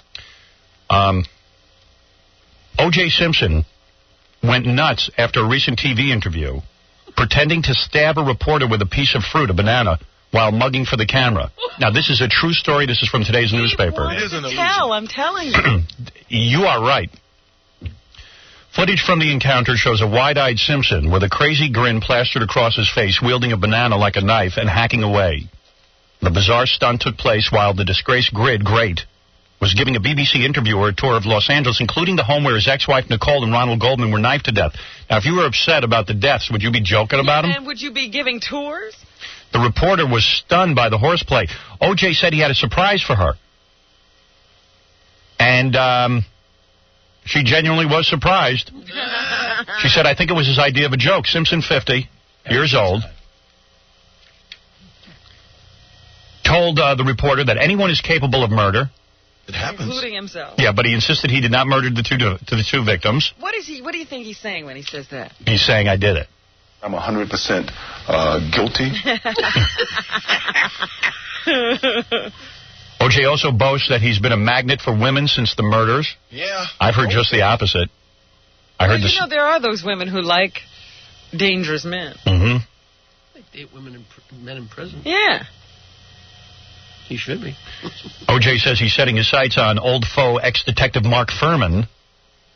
In a commentary for the Los Angeles Times, O.J. called for the LAPD to release Furman's personnel file because it might contain misconduct complaints. Yeah, okay. Yeah. Still doesn't mean you didn't kill her. Yeah, right. Beating a dead horse. Right. Right, O.J. But can you believe that? He started stabbing the reporter with a banana. I'd like to have 2 more. With an angry look in his face. He is playful, as we found out when we went out there and found O.J. on the golf course. Had a good time. Hey, Juice, how you doing? Can I ask a couple questions? No. Come on. No, I don't talk around golf courses. I just want to ask. Golf days, I don't do interviews. I just want to ask you how your golf game's going. Not bad. Couldn't putt today, though. Had a little trouble putting the ball today. He's having a better time than I am. I get up here every day. I'm sick of work, and I hate it. Really, man? He doesn't have to work anymore. No. O.J.'s on the golf course every day. Does he sound like he's having a bad time? He's having a time of his life. His roughest thing was that his putt wasn't so good. And yet he still found a positive in it. Yeah. But I was still better with my group. I don't talk during my golf game. I have rules. But I had the low score in my group, so... You'd be mean somebody got to watch me with a microphone. How's your arthritis? It's all right, you know. As long as I take my medication, I'm fine. Still couldn't see his cart back there, and we thought he was walking back because he saw a ball. O.J. talking to his buddies, his golf buddies. He was picking up, and I said, hey, it's my ball. It's my ball. No. Hey, Juice, can I set up something with you? No, man, I tell you. Hey, sweetheart, will you get this microphone out of here? I just want to ask you if I can have it. No, man, I told you. You shouldn't call Gary sweetheart. I love that. I love you. I shot 82. I 3-footed 5 greens, and that's all I'm going to talk about. 5 greens? You can't talk. You can't ask a couple questions, man. Juice wonders why he gets the low score out of his group. They're afraid not to let him win. Sure. Want to play golf with We've talked before, though. I don't talk on the golf course, so I don't know how many times I got to tell you this, man. Can I set something up with you? No. No. Prick. Watch TVX. I'll be on TV. I'm doing interviews this week on 3 different I'll be stabbing reporters with a banana. Well, at least it's not a knife. Who you being interviewed by? Look in the newspaper. You'll see. Check your local listings. Yeah, for the O.J. channel near you. Check your local listing. I'll be on satellite next. Can I ask you one quick? I just want to know, who do you think would win in a fight between you and Chris Darden? I have no idea. Oh, I do. You know the answer. You know I would. Especially if I was knife wielding. Even with a banana, I could take him. You know the story with the banana. Yeah. The way I heard it was that he was looking for an actual knife and couldn't find one. Banana was all he could find. I have to go home and sharpen my banana. Is that right? Yeah, he was looking for an actual knife. He was Compose. it was in a hotel. Oof. And he was going to, it was a joke. Like he was going to knock on the door. The interviewer was waiting inside the hotel room with the cameras rolling, and they wanted to catch him walking in. Yeah. So he thought, wouldn't it be really funny to walk in with a knife? Yeah. Very funny. I'm like Robert Williams. I improvise that. They're going to ask me to host the Academy Awards with my jokes. And snappy patter. Be funny. It'd also be funny if he came in with a knife and you shot him. Yeah. Finally an excuse. Whoops. You ever smell scotch on F. Lee Bailey's breath? Would you do Marsha Clark? Interview over. Is it tougher to get girls now? Do you really respect anyone who actually thinks they're innocent? O.J. just stands for the interview. All right. Thank you for the interview. I wasn't feeling playful. I want to see what happened in the Lost in Space convention, then we can go to the guy with the holes in his head. This is Gary Garver again. Yeah. Gary Garver out there every day. He's working hard. I was going to say, what is Stuttering John doing? Does he not go out on interviews anymore? I think Stuttering John retired. Oh. Gary Garver went over to the Lost in Space convention. This is for, like, the losers from the TV show. The movie people don't do the convention. Oh, this is a convention. Yeah. I think so. I thought this was the premiere. This is the convention. Yeah, I think so. I think it's a convention. But, nobody tells me what it is, but... It's a convention. Yeah, thank you. Billy Mumey was there, the kid. Billy Mumey. Mumey? How do you say that? Isn't it Mumey? I thought we said it was Mumey. He was a big deal when we were kids. I thought he was, like, He could have easily been Ron Howard, but I guess things didn't work out. No, you have to be a director to be Ron Howard. Yeah. I think Not just a cute kid. Billy Mumi's on Babylon 5 now. Yes. But you can't recognize him. He wears so much makeup. Mm-hmm. Hey, Howard. Yeah. This is sort of cool because, you know, Billy loves to talk, and then all of a sudden after you start asking him goofy questions, he doesn't want to talk at all. How you doing, Billy? Very well. How are you? I'm with CBS Radio. I'm going to ask a couple questions. Okay, fire away. What was the cheapest, most fake-looking prop you ever used on Lost in Space? Well, let me think about that for a second. What we did was we recycled the same alien suits quite a bit. There was like one wetsuit, rubber wetsuit, that would like be an undersea monster on stage 10, which was Voyage to the Bottom of the Sea. And when they finished that scene, he would walk over to our scene, and they would spray... So far, the interview seems pretty normal. Yeah. Paint him a different color and glue a few little twigs on him, and he'd play an alien monster on ours, and then we'd send him back and forth. So that was perhaps the cheesiest that I can think of right now. You know, the first season... He has no idea. This guy's just waiting around to ask him goofy questions. Yeah, there's a bomb coming. Yeah. The effects, the miniatures, it was really great. State of the art at the time. And then once the show really found its groove and became a hit, I think Irwin got a little lax with his budget. But the first stuff looks terrific still. Why were there no blacks on Lost in Space? Ask Irwin Allen. Actually, Lamar Lundy played the giant Cyclops, and he was an Afro-American. Why do an African-American always have to have one eye? He's a giant Cyclops. A giant Cyclops. Great. Like you could tell. Yeah. He's in a giant Cyclops costume. He walks like a black man. Nobody else. Did Dr. Smith ever hit on you? Well, once you've had a robot, nothing else will do. Did chicks ever come on to you because you were Will Robinson? Well, I never really asked them. But actually, you know, I never led much of a playboy life. Really? Yeah, I guess they did. Did the blonde with the big breasts ever give you a Woody? God. Carry on. You know, this is silly. I'm not interested in this. Okay, thanks a lot. All right. It's silly. The whole stupid show is silly, you dope. The whole interview was silly. Yeah.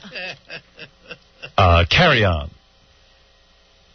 I wanted to talk seriously about a TV show that had a spaghetti strainer chasing adults. And the one-eyed Cyclops. All right, let's get back to the black people on the show. All right, so Angela Cartwright, who I had a big crush on, she was Penny. Yeah, she was the young daughter. The black-haired girl? Yeah. Ooh. Wasn't she also on the Danny Thomas show? That's right, as a younger girl. I even liked her back then. She is hot. She was a hot little kid. I used to stand by the TV waiting for her to get older. Me too. I swear to you. So cute. I only wanted to make love to her. So cute. When she was on Lost in Space, I was just like, you know, I would be so happy if she was my girlfriend. And I think she's still pretty good looking. Yeah. No? You saw her? I'm not saying anything. No, come on. You can be honest. Is she bad? She looks like a middle-aged woman. Time has diminished her beauty? 45 now. Oh. God, I was in love with her. She's still kind of cute. That's what sucks about being a beautiful woman. Huh? All your power is drained out of you as you get older. Time is kryptonite. Yeah. All right, Angela Cartwright, everybody. Here we go. How you doing, Angela? I'm Gary with CBS Radio. Hi. I ask you a couple questions. Sure. So great we're with CBS Radio now. It sounds so legit. Such a great cover. Gary Garver, CBS Radio. Thank you. Oh, yeah, she's like, they yes. step up. They say, yes, please ask me questions. CBS Radio. The Tiffany Network. The network. The Tiffany Network. When we used to have to say WXRK, people always said, what is that? Yeah. It was suspect. College radio. If Clinton ever came on to you, would you rat him out? What's it got to do with Lost in Space? Oh, my God. What happened to her voice? She sounds like an old woman. Yeah, you're right. Goes that fantasy house. Yeah, out the window. I'll just watch Ally McBeal and think about that. Jackie's turning off his TV now. No, I wouldn't. She wouldn't squeal on the president? Hey, she just went up 10 points. Yeah, that's a good girl. Back and forth, ain't she? Yeah. All right, so she's a little old. There you go. Did Major West ever hit on you? Major, no. Haven't you been watching the shows? He never hit on me. When you were What?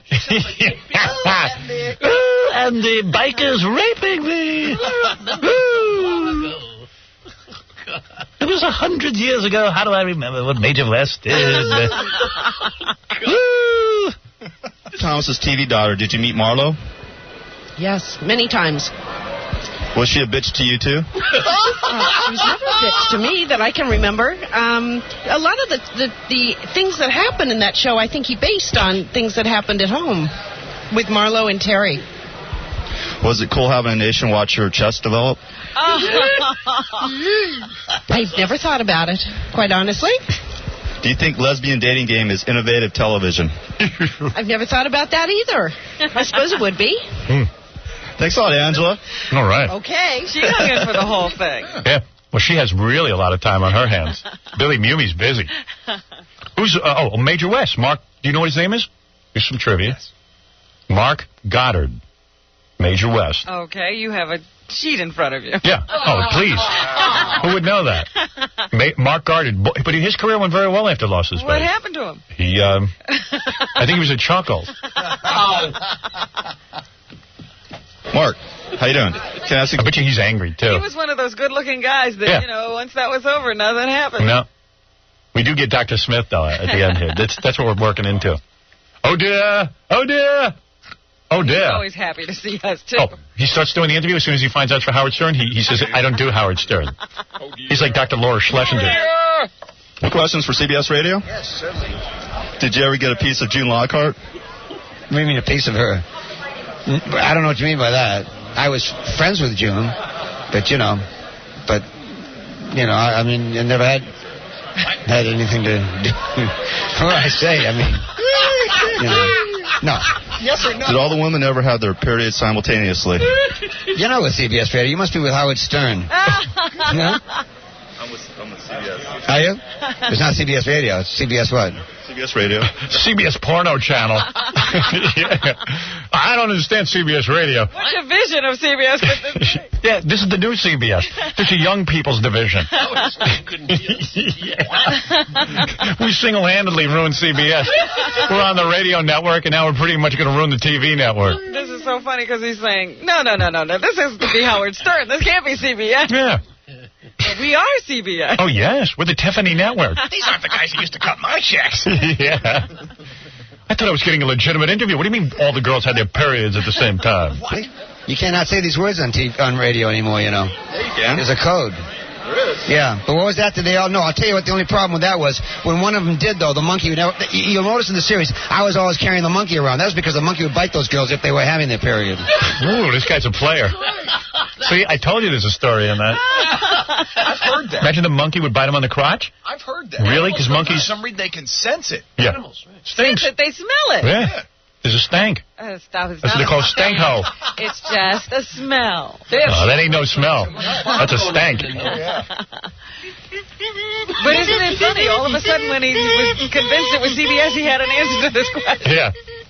Oh, no, this is CBS. We're doing a special, a 5-part special on periods and how they affect sitcoms. Major West. He's got to be bitter. Have you got the truth? So there's your story. Thanks a lot, Mark. All right, Major West. All right, finally, here's Smith. Dr. Smith. He got his doctor at the same place Laura Schlesinger got it. What's his real name? Jonathan Harris. All right. That you know. I know you know that. How you doing, Mr. Harris? I'm with CBS Radio. Can I ask a couple questions? Oh, yes. Oh, yes, dear boy. Oh, yes, dear boy. Would you like to know Bill Rogers Park? Well, yes. How are you? I'm okay. Did you write Oh Dear, or was it the writers? I wrote every word you heard. I wrote every word you heard. Was that true? I wrote every word you heard. He's like one of those actors who over-enunciates. I wrote every word you heard. Yeah. Who told you that you look great in a turtleneck? He's with Howard Stern. I don't talk to Howard Stern. I'm so sorry. You said you were with CBS. Well, I work with CBS and Howard. Well, I don't... No. Howard doesn't ask these questions. No, I'm not going to talk to Howard. You don't like Howard? I respect Howard, and I think he's wonderful, but I don't do Howard. You'll excuse me. But you're doing him now because... No, but you do Lost in Space conventions.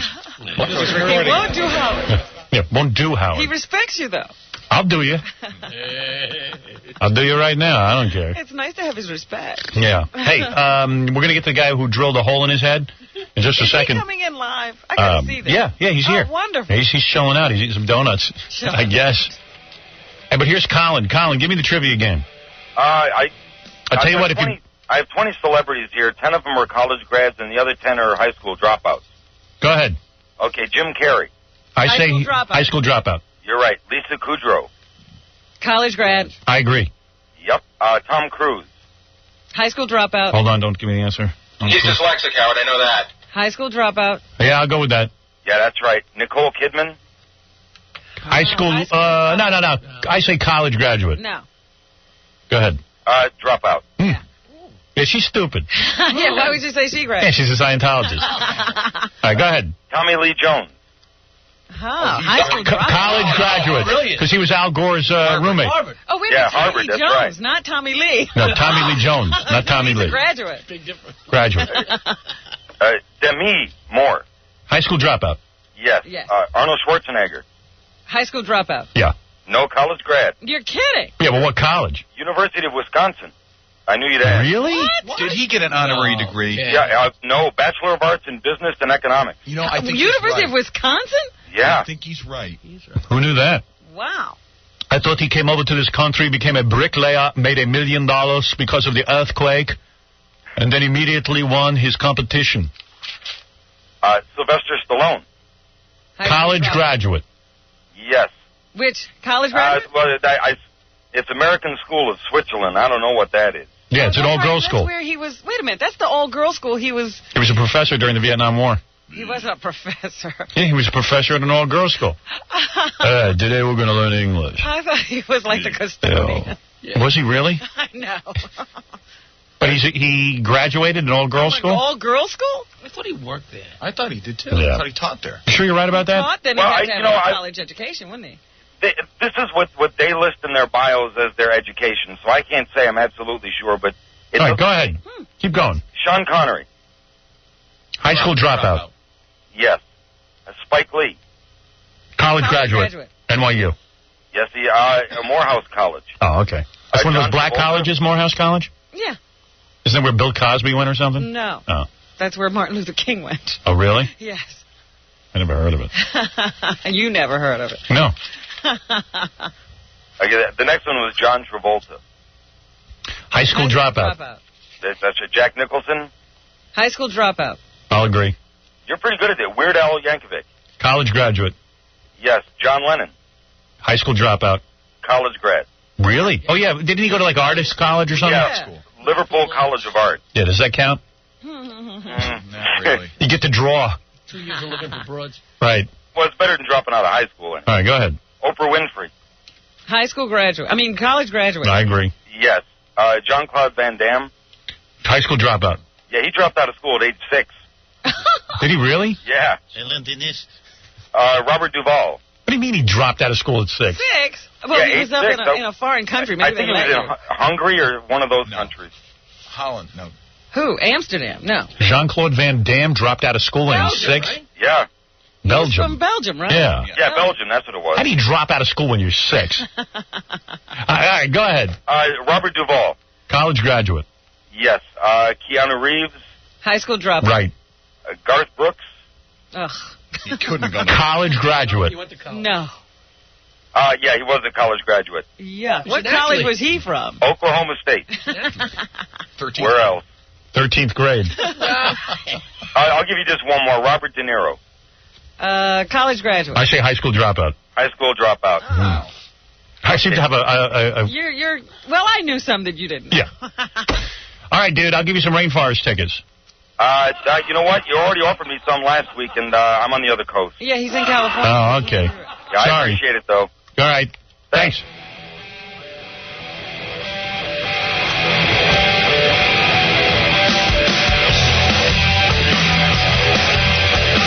Yeah, later on we're going to have Mark Harris, who claims he's marrying a woman for real. I don't know what's more bizarre, a guy drilling a hole in his head or a woman marrying Mark Harris. Personally, a woman marrying Mark Harris. I'm being dead serious. And tomorrow, this is good. 2 guys are coming in here to teach us how to crash big parties and get free junk. And Kielbasa Queen will show up with her new oversized implants later in the week. Gossip game. We got a lot of stuff going on. Also, we're going to have the homeless game also. We got to play that. Let some listeners win some Rainforest tickets. Hi, this is Marlene Sandrada. And I'm Tracy Bingham from Baywatch. We wanted to thank you, Howard, for having us on the show. We had a great time. Howard, you rock. It's the Howard Stern Show.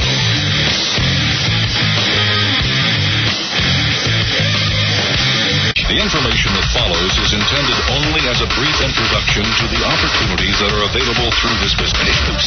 This is the Howard Stern Show. Hey, we got a guy who drills holes in his head. It's called... It actually has a name. It's called trepanation. I've heard of this. Dee Snider told me about it. These guys drill holes in their head to live in a state of refined consciousness. This guy did it to himself. He Novocaine his head and drilled a hole. Here he comes now. How did he Novocaine his head? Did he just rub something on it? Yeah. Or did he shoot it in? He probably shot it in. This guy's name is, here he is, his head is... Two guys. He Sit looks over like there. he's in a refined state of consciousness to me. Yeah, he can't even find his way to his chair. Now, there are two guys here because one guy did it and the other guy wants to do it. Oh, God. Yeah, this is Peter Halverson. Right, Peter? Is that your name? That's my name, Howard. Right, and are you one of the first guys ever to do this? No, I'm maybe about the 15th or 20th person that had done it themselves. Tell me why you did it. Well, I had studied the mechanism of brain-blood volume after having done yoga for years. Mm-hmm. Okay, yoga headstands. Is that where you put... I thought you put the hole on top. You put it right in the middle of your forehead? Well, let me see where you did it. Right here. Wow, look at that. It's kind of on top, but at the same time, it's not in the middle of my forehead. Now, if I had a full head of hair, you'd never know I had a hole in my skull, right? Right. Okay. So, you have... Now, it's all covered up, right? It heals. Oh, yeah, sure. It heals. Yeah, Robin that sucks. You want something really outrageous so that, it's bleeding all the time? This isn't it. No, but I'm saying, after you do this, is the effect permanent or is it seal up? It's permanent. It is permanent. Well, where do you drill to? You drill through the bottom layer of the bone, and at that point you stop. Uh-huh. Okay, now this isn't a brain operation. It's nothing like a lobotomy. It doesn't affect the brain in any way. This has been done for... Right, but the danger obviously is if you break through the membrane into the sac, you could give yourself an infection. You don't go through the bone is what you're saying. You do go through the bone, Robin. You do go through. Yeah, you go through the bone, but you don't break all the way through. You go to the bottom layer of the bone membrane. How do you know how far to go? Well, you see, this is something, I did it myself because I had studied the procedure very closely. And no doctor will do it. Oh, there's doctors out there that'll do it. We've talked to a number of doctors that'll do it. They want big bucks to do it. See, for me, I did it at a time after having approached many doctors who had refused to do it. How long did it take to do? You were so desperate to do this, you would do it yourself. Yeah, how long did it take you to do this? I had to sterilize the area that I was working in. Okay. And get the room shut up so I didn't have a lot of microbes blowing around. So you shot yourself in the head with Novocaine? Injected. Injected it? Right. Into your head? Into my scalp. Into your scalp? Okay. And then you took what, a drill? Well, not a drill first, no. What'd you use? Scalpel. Scalpel. Open the skin. Right, you were bleeding at that point. Did you use retractors? No, retractors weren't really necessary because actually when you inject the scalp, you have a swelling. Very good. There's nobody who was willing to help you with this? Like, isn't there a society of trepanation or something? Yeah, somebody to stand there with you? Oh, I did have a couple of people standing there with me. Okay. I wasn't there alone at midnight doing this. All right. And why did you do this, by the way? Tell people. This puts you on the level of a 16-year-old, you said? This restores the full pulsation that you knew as a child. When you were born, you had full pulsation, which every mom and dad can see on the top of their child's skull. That's the fontanelle that's beating up and down. The soft spot. The soft spot, exactly. You wanted to replicate the soft spot in the head. Right. But why did you put it in the same place? Yeah, you're completely in the wrong area. Well, the soft spot is right on top. There are a number of soft spots at birth. I see. By the time you're 2 years old, there's probably just one small soft spot on the top. And once you drilled the hole in your head, you noticed the difference? Immediately. What did you notice? Well, there's a shifting of the volume of brain water in your brain, and you feel the gurgling sensation of that brain water getting pressed out of your cranial cavity. Mm-hmm. because of the restored pulsation. And what is the benefit? At that point, when you have the brain water out, you're no longer a waterhead adult. You're a brain blood volume adult. You've got more blood in your brain. I notice there's a guy sitting next to you. You buy all this? You're going to do this to yourself? Well, for the last few years, Pete and I have done a lot of medical research on the subject, and as outrageous as it might sound at first, when one actually studies trepanation and the positive effects. You can't wait for it. I would like to see it medically accepted in the United States. Are you two lovers?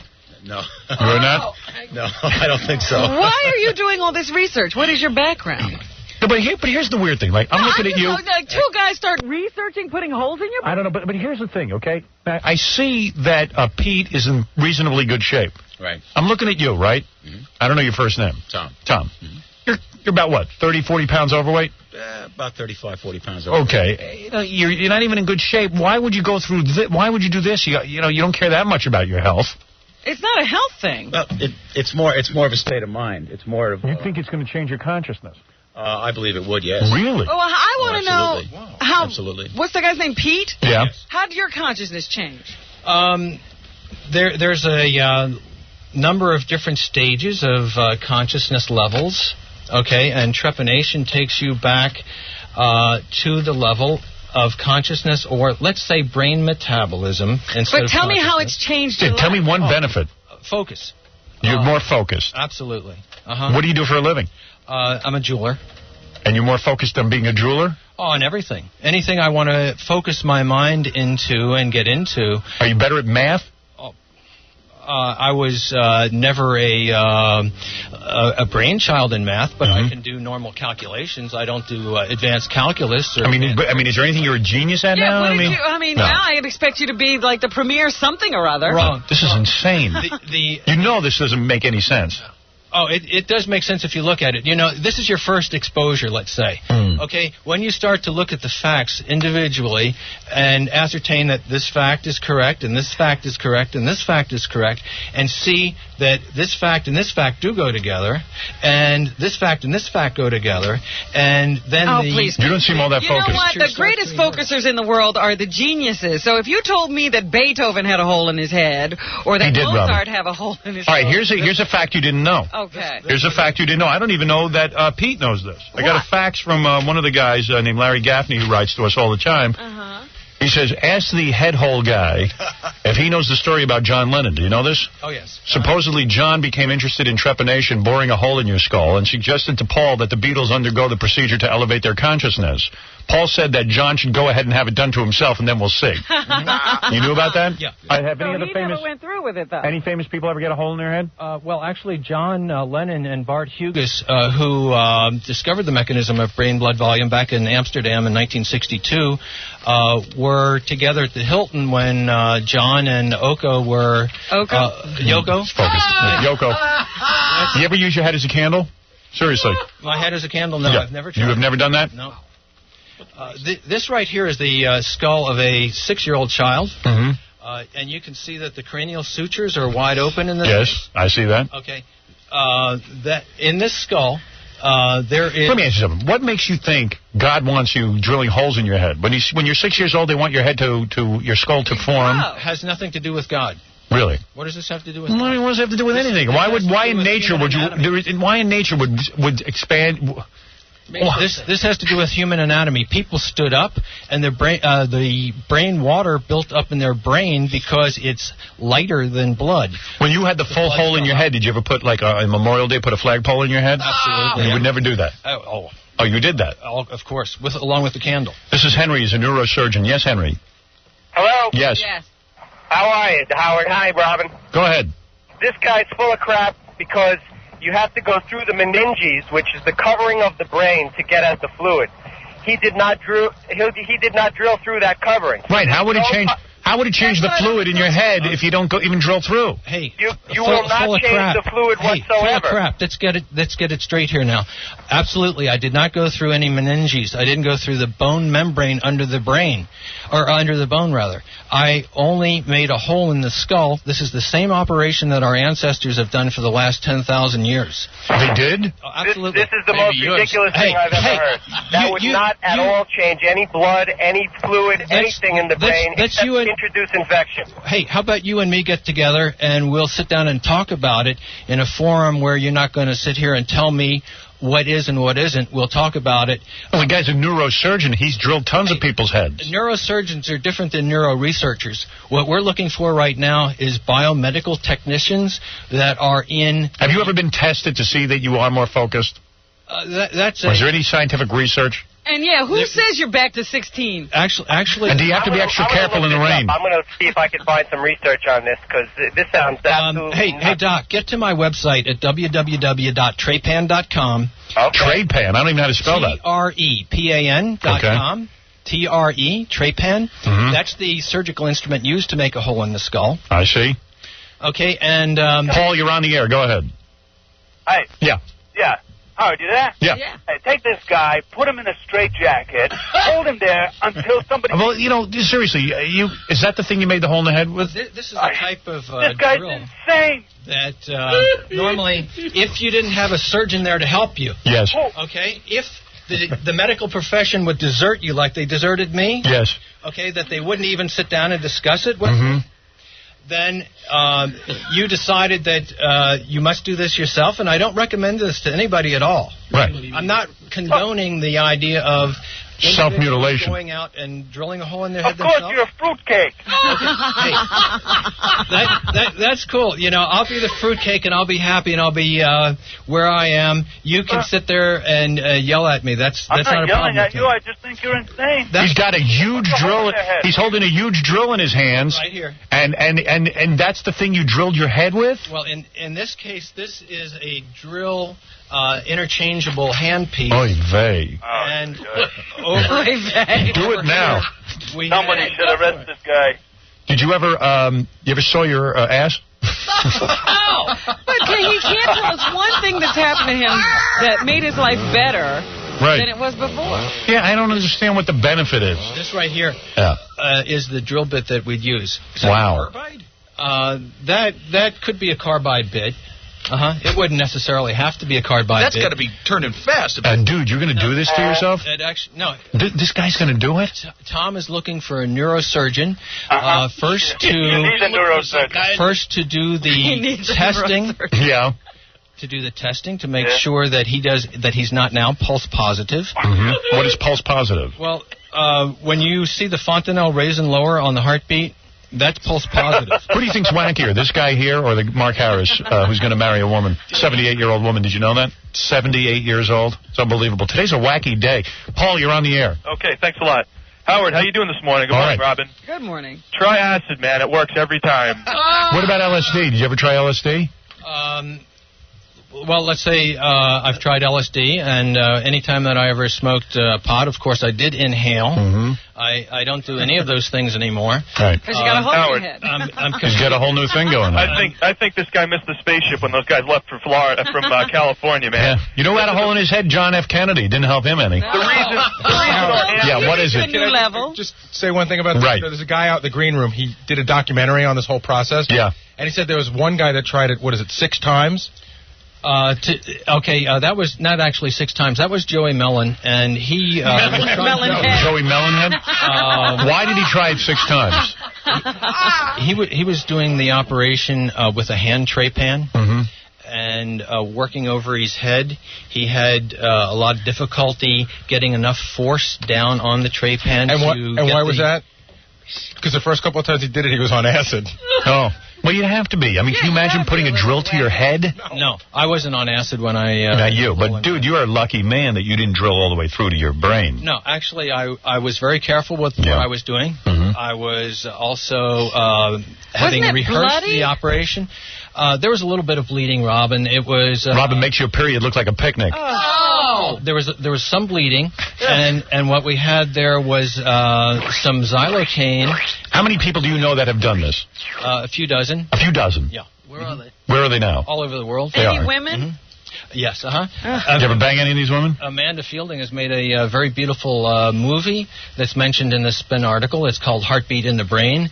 And the Italian filmmaker Bertolini. Bertolucci? I don't know. Yeah, one of those guys. Yeah, I'm not too much off on those. I ain't that smart. Yeah. Well, for a guy with your kind of focus, I can't believe you don't know these. Do you know a guy who once stapled his balls to the barn door? He said it helped him. Did it? Yeah. Hey, listen, the man's name is Peter Halverson. If you want to read more about him, he's in Spin Magazine this month. That's how we learned about him. There seems to be absolutely no benefit, but it doesn't seem to hurt him. He says he drilled his head over 20 years ago. He has the permanent creative brain metabolism of a 16-year-old. How many 16-year-olds would you give the bomb? I don't know. I mean, how many creative 16-year-olds do you know besides Hanson? Oh, and please. Who needs to be like them? That's right. But yet you are a believer in this. Howard, let me show you the skull of an adult person whose cranial sutures are completely sealed. Where are your parents?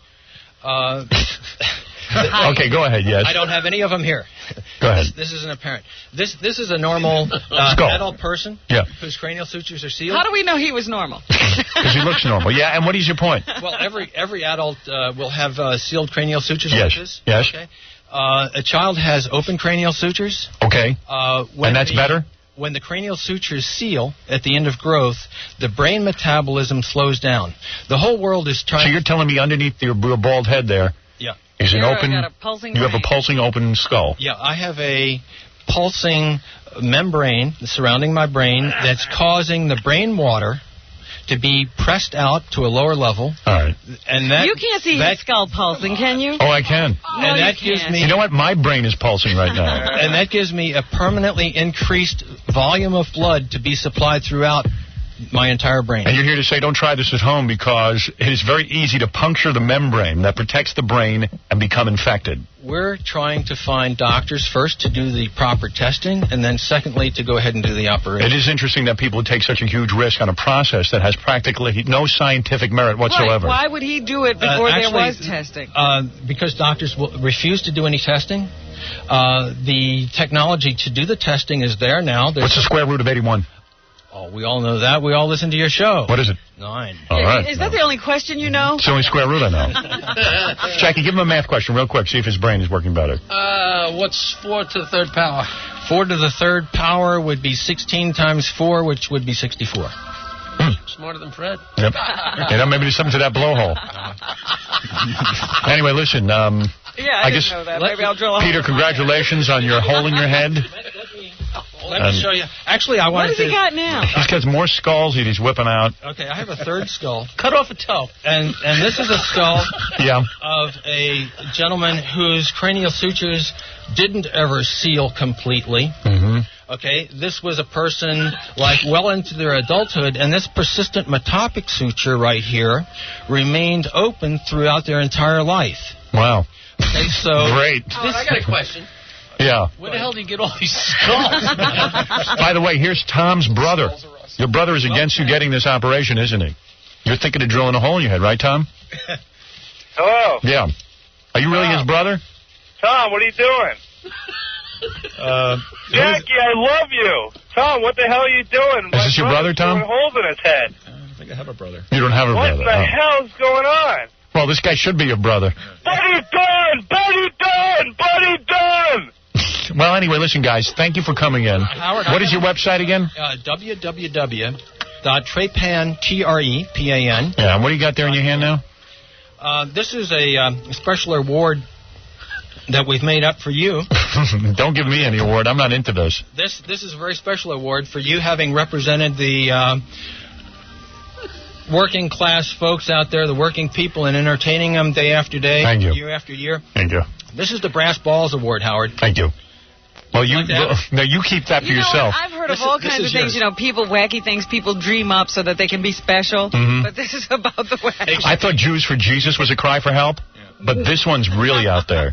Yeah, I drilled a hole in my head. Yeah, and they got their own special little group of hole drillers. But there's only like 24 hole drillers. Right, there's a very select group. And there's about another 24 people who want to get holes drilled in their head. Actually, there's about 24 million out there. That want to get holes drilled in their head? Yeah. At the website, you can write in, email in, and if you've had a accident, a car accident or something like this, where you've been trepanned as a result of the accident, having gotten a skull fracture, and leave us... Is there any way to get rid of these guys? Let me tell you something. They have done studies on people who've had brain injuries, head injuries like this, and they're not doing too well. No. Well, no, that's because they've injured the brain. If there's brain tissue damage... they got an answer for everything. Listen, guys. You're supposed to be in an accident, just crack your skull open. Listen, I think it's fascinating that you spent one night drilling a hole in your own head. You're a unique individual. There's no question. Where are you from, by the way? Originally, or where am I living now? Where do you live now? In Pennsylvania. Where are you originally from? I grew up out in Ohio. All right, go back there. Okay. No, listen, congratulations on the hole in your head. Okay. Howard, we have a lot of interesting information. Are they filibustering? Why does he do better now? We have Eli. You should have seen him. You should have seen him before. We have Eli Cabello in the green room right now, who made the film. I got to move on. Hole in the Head. Yeah. That'll be coming out very soon on HBO or the Discovery Channel. Okay. And that features myself, Bart Hugus, Amanda Fielding. Where's Gary when I say I got to move on? Other people who have made a hole in the head. He is. Listen, is there any nice way to say goodbye to you guys without throwing you out of the room? No. Actually, Tom, what's are you going to still happen considering now? putting a hole in your head? We have an interesting meeting. This is your leader? This is the guy you follow? No leadership here at all. I see. This is complete chaos. All right. We have an interesting media blitz going on right now. And what's going to happen as all blitzes go is that this is all... All right, listen, I really got to end this. I got to end this. And don't let the hole hit you in your head. Hey, get to the www.trepan.com. All right, thank you. And stop in and see Eli Cabello at Mad Dog Films. Don't let the door hit the hole in your ass. And enjoy a life. Thank you, Peter. That's Peter Halverson. And his friend Tom, who wants to drill a hole in his head. Well, I've been inspired. Well, if you thought that was wacky, wait till Mark Harris comes in here and tells you he's now marrying a 78-year-old woman. He is no longer a bisexual. Oh, please. And is enjoying sex with women. No, of course, woman. This is a rich woman. I will tell you right now, if he's no longer bisexual, you can't tell by his behavior. Yeah. Someone ought to drill a hole in his head. Peter, go look at him and see if he needs one. According to Peter, everyone needs one. Peter's wrapping his skulls. Leave him alone. You're not kidding. I'm going to go wrap my skull, Robin. A moment longer, do not stay. Come to me, Dr. Bombay.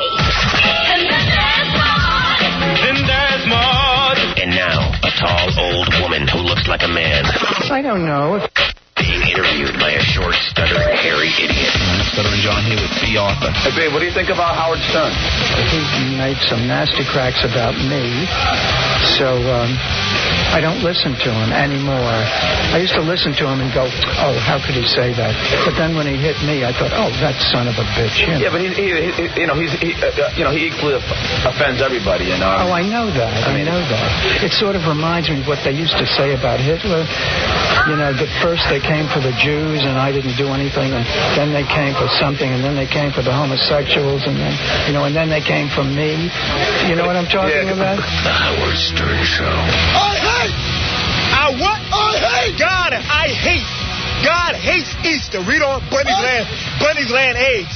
You mean to tell me 364 days out of a year, a chicken gonna lay eggs, but then one day a bunny gonna lay them? What's the significance in that? Read it again. God hates Easter. Read on. He despises Easter. Read on. Your feast day. Easter's a feast day like Thanksgiving. Thanks for what? Killing 77 million Indians? Read on. I will not smell your solemn assembly. Yeah, talking about Easter. He said Christ is white. Christ is black. Wait, but this is Easter, right? And isn't this a good time for everyone to get along, all the blacks and whites to love each other? I despise your feast day. I will not smell your solemn assembly. Now you teach your kids, they say, Mommy, Daddy, where those eggs come from? Oh, you say, oh, those are bunny eggs. When you know a rabbit lay eggs, like the high priest was telling you earlier. So that's a damn lie. Those are not bunny eggs, they're chicken eggs painted by you and whoever. as classified as bunny eggs. So what are you doing? You're lying to your kids. So when you lie to your kids about a fat white man on some Christmas flying down with reindeer, he comes down to Schimmel and give them toys and all this crap. When you work your fingers to the bone to get the toys, who are you giving the credit to?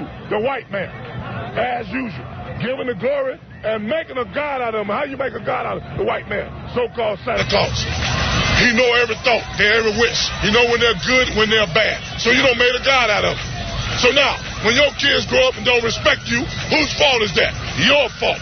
Because why? You've been lying to them all their life. You've been lying to them. Now, there was a man called Chris Kringle, black man in Europe, that was going around, Claus, I forget his first name. It's like, what is it? Nicholas? St. Nicholas. A black man, not no white, so-called white man, a so-called black man, going throughout Europe giving the dark people, so-called black kids, gifts on that particular date. Wasn't called no damn Christmas. Yeah, you can move on. Okay, all that crap you talking is nothing. Okay? We don't give a damn about Sunday. We don't give a damn about Roman Catholic. We don't give a damn about Lutheran Church, Protestant Church, Jehovah's Witness, Seventh-day Adventist, Baptist, Methodist. These guys can talk. Do you have children? Islam, Muslim. We don't give a damn about none of that. Do you have children? Okay? Yeah, I have children. You never hit eggs for them? Move. You can go with that, right, all right? Damn you and the eggs, okay? We tired of that crap. Beautiful, baby.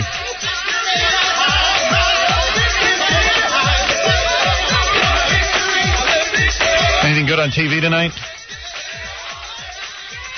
Fred Goldman's got a new TV show on TV tonight. Is that debuting tonight? Yeah. He's working this, man. Ron Goldman's father. He's got to be driving O.J. crazy, so that's good.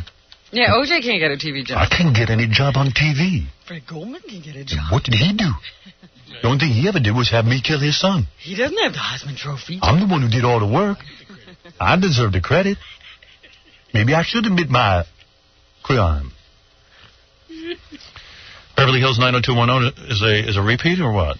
They don't tell you in the paper anymore. They don't put a little R next to it. Well, if there's no little R, isn't that... Oh, then it's an original. Isn't that an original? Oh, Andrea returns for a high school reunion. Cool.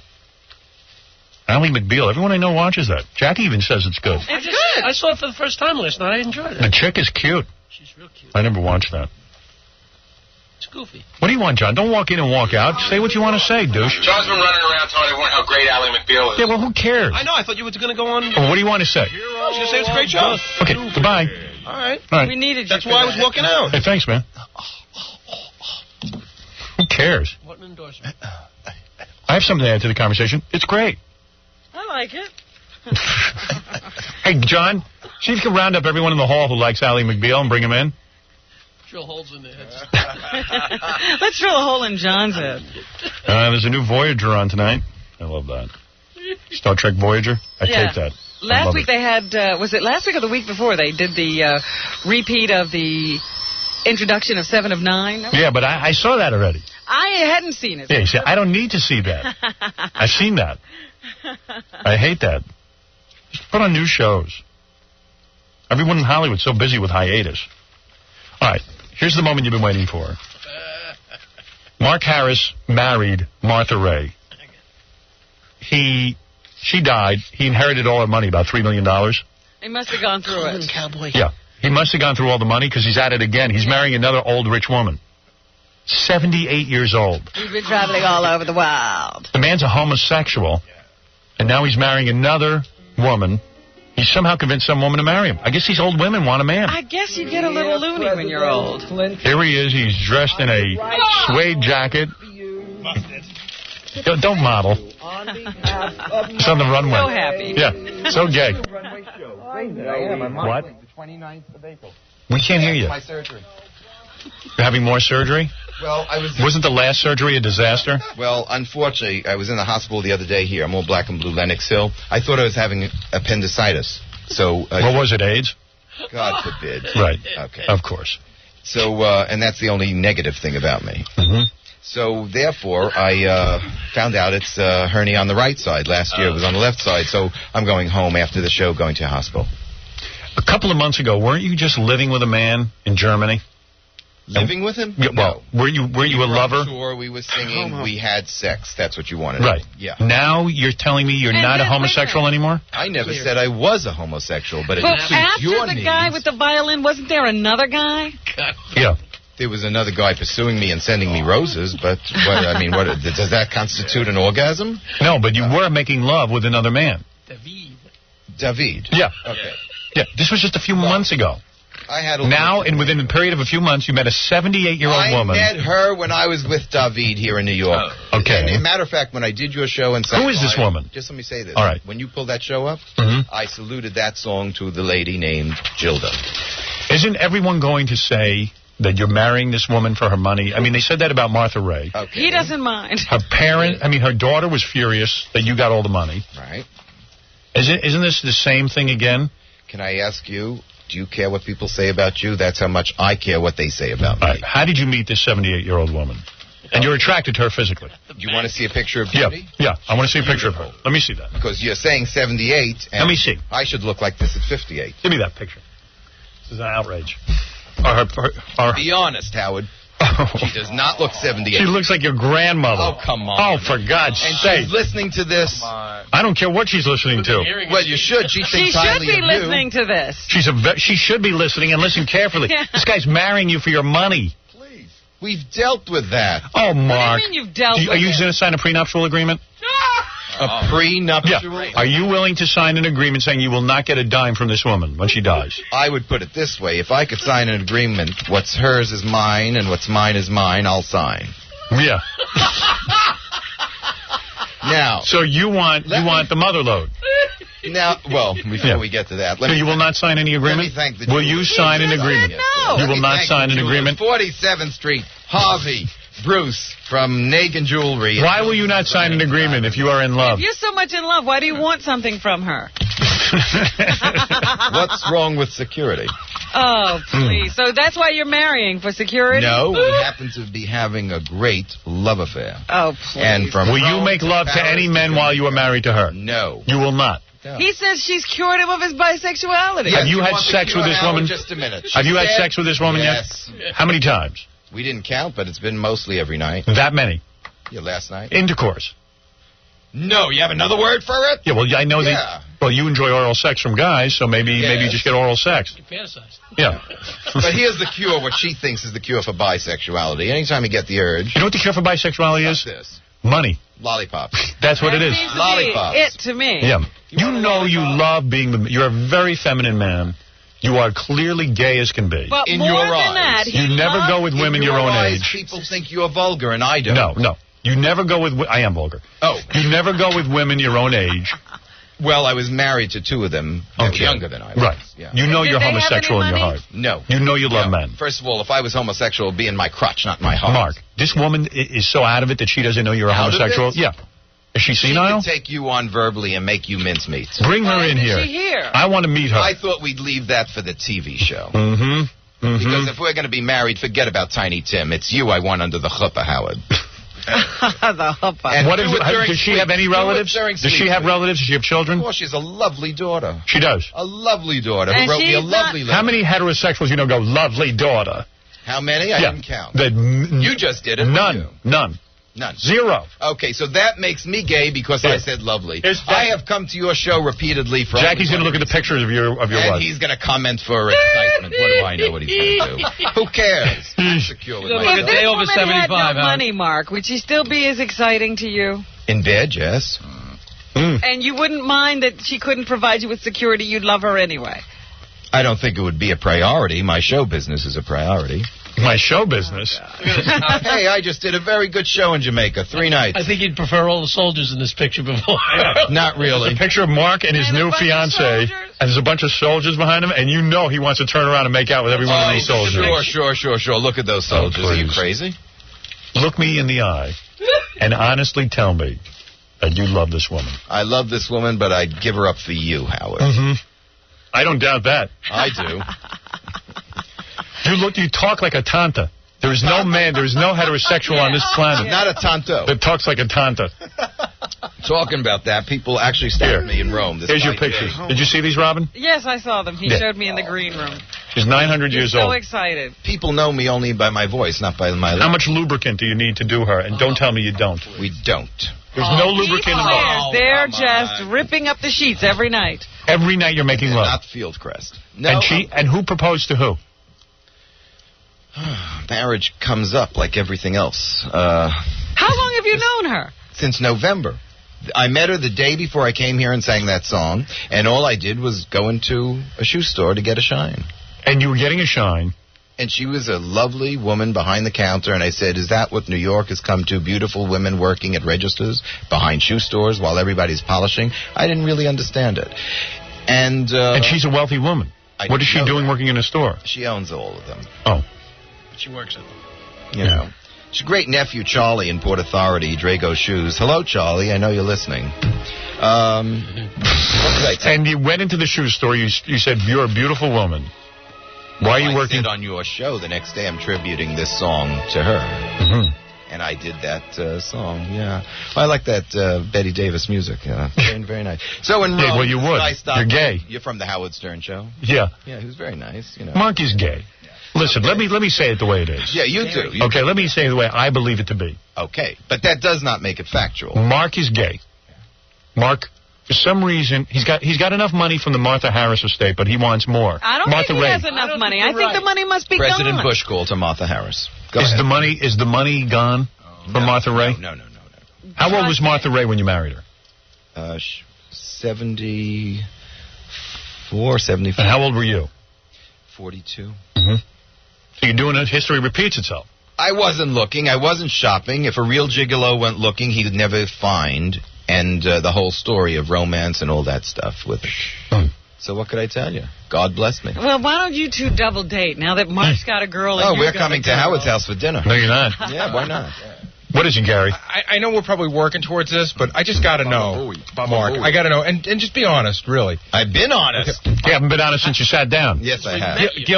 Gilda, that's her name? Gilda? Who's Gilda? Therapist? No, Gilda. Gilda, yeah. Who is Gilda? That's his fiance. Gilda's the girlfriend. Yeah. Okay, Gilda. Been dating for 4 months, right? Yes. You're engaged. Yeah. We have commitment rings today, and she's designing these diamond rings that we're going to be matching. I know this is a very private issue. Have you slept with her? Yes. Oh, we got over that already. Oh, you did? Yeah, he said he slept with her 100 times. He sleeps with her every night. Hey, but I mean, you guys have sex. Yeah, it wasn't a movie I was watching last night. I was there.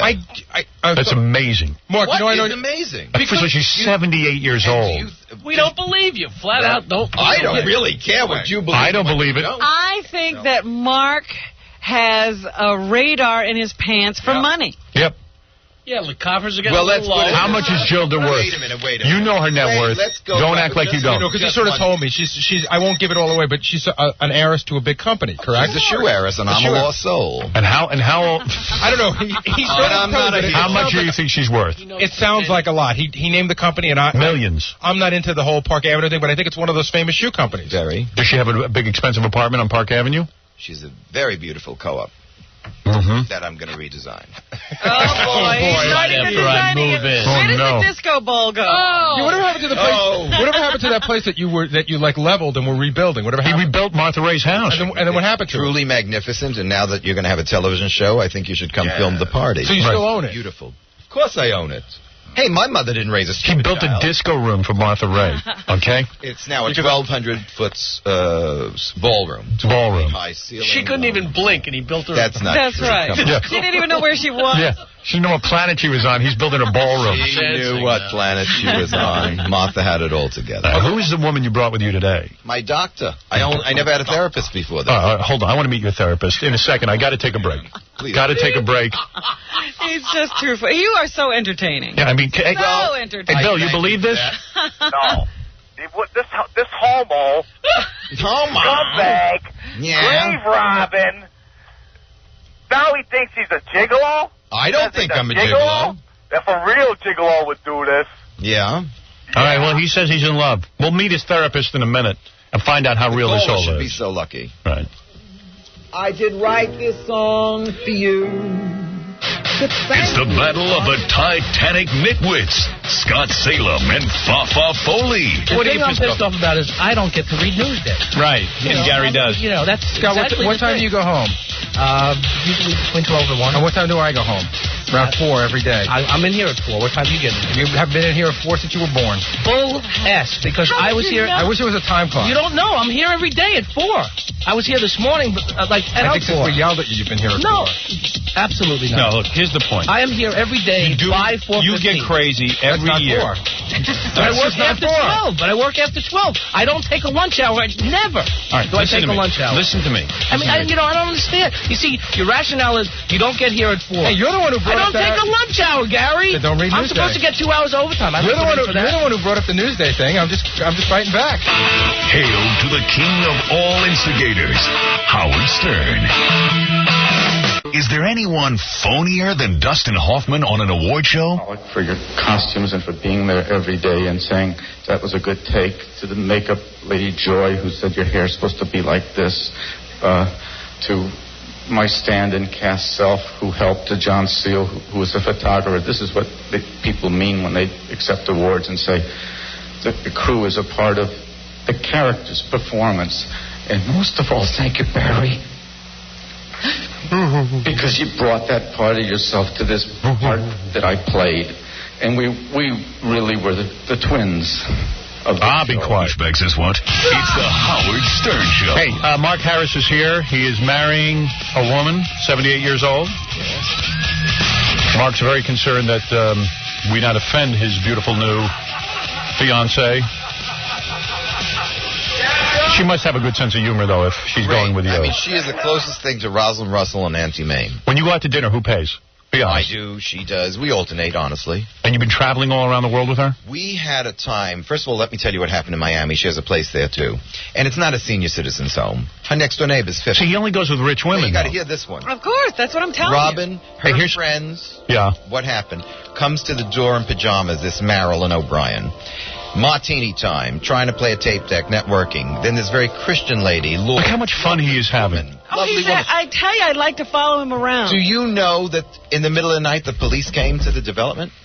No, I don't even know what you're talking about. Janice, you're on the air. Janice? Hello? Yes. My name is Janice Hawley, and I'm calling from Canada. Yes. And I just want to let you know that I was with Mark and Gilda in Jamaica. Oh, hello! And it was wonderful.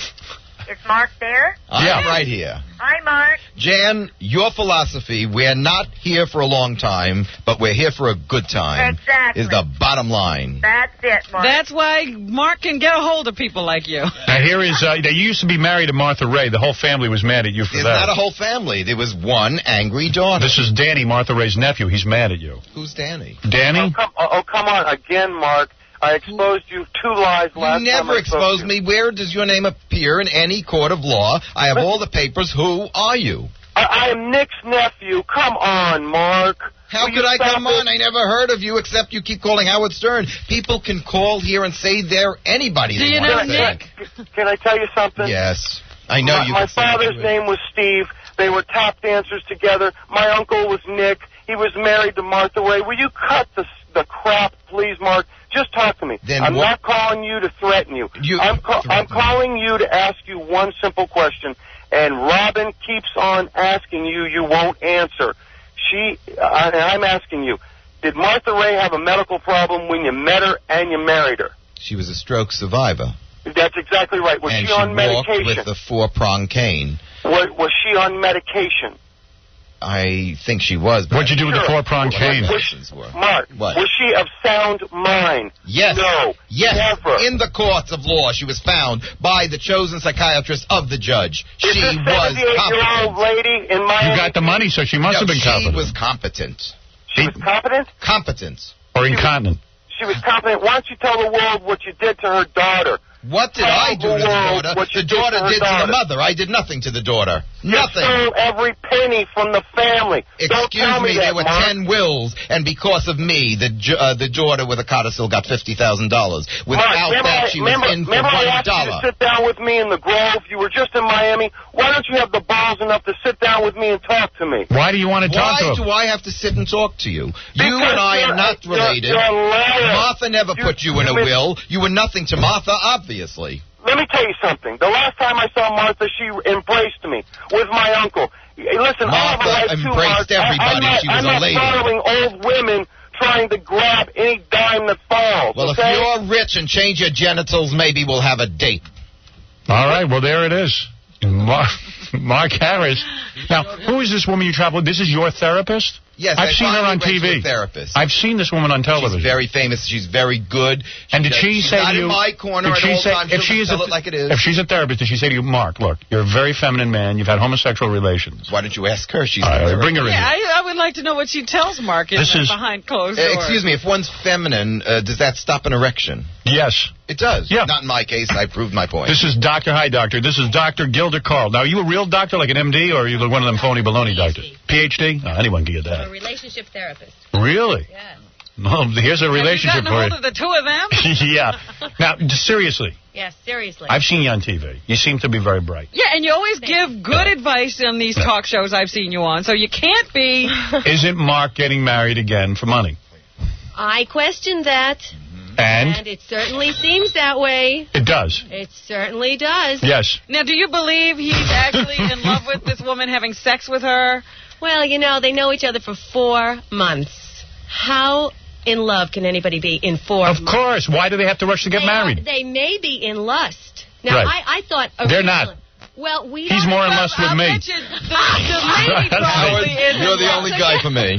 Right. Because you have a few bucks. Mark, you see that even this famous therapist is telling you you're gay? Let her... No, she didn't say that. Is he gay or not? Well, I wouldn't say gay. He is definitely bisexual by his own admission. Isn't he very, very effeminate? He is a feminine male. Yes. He is definitely a feminine male. Yeah. But Wouldn't you say... But a lot of women like that, Howard. Really? A lot of women prefer that. Really? Because these kinds of men are sensitive. What are they, fag hags? Oh. I mean, to put it loosely? Well, not It's not been done loosely. Well, not with you it has. So women may be fag hags. Right, that's what I'm saying. But not necessarily. True or false, doctor? The only interest here is the interest on her bank account. True or false?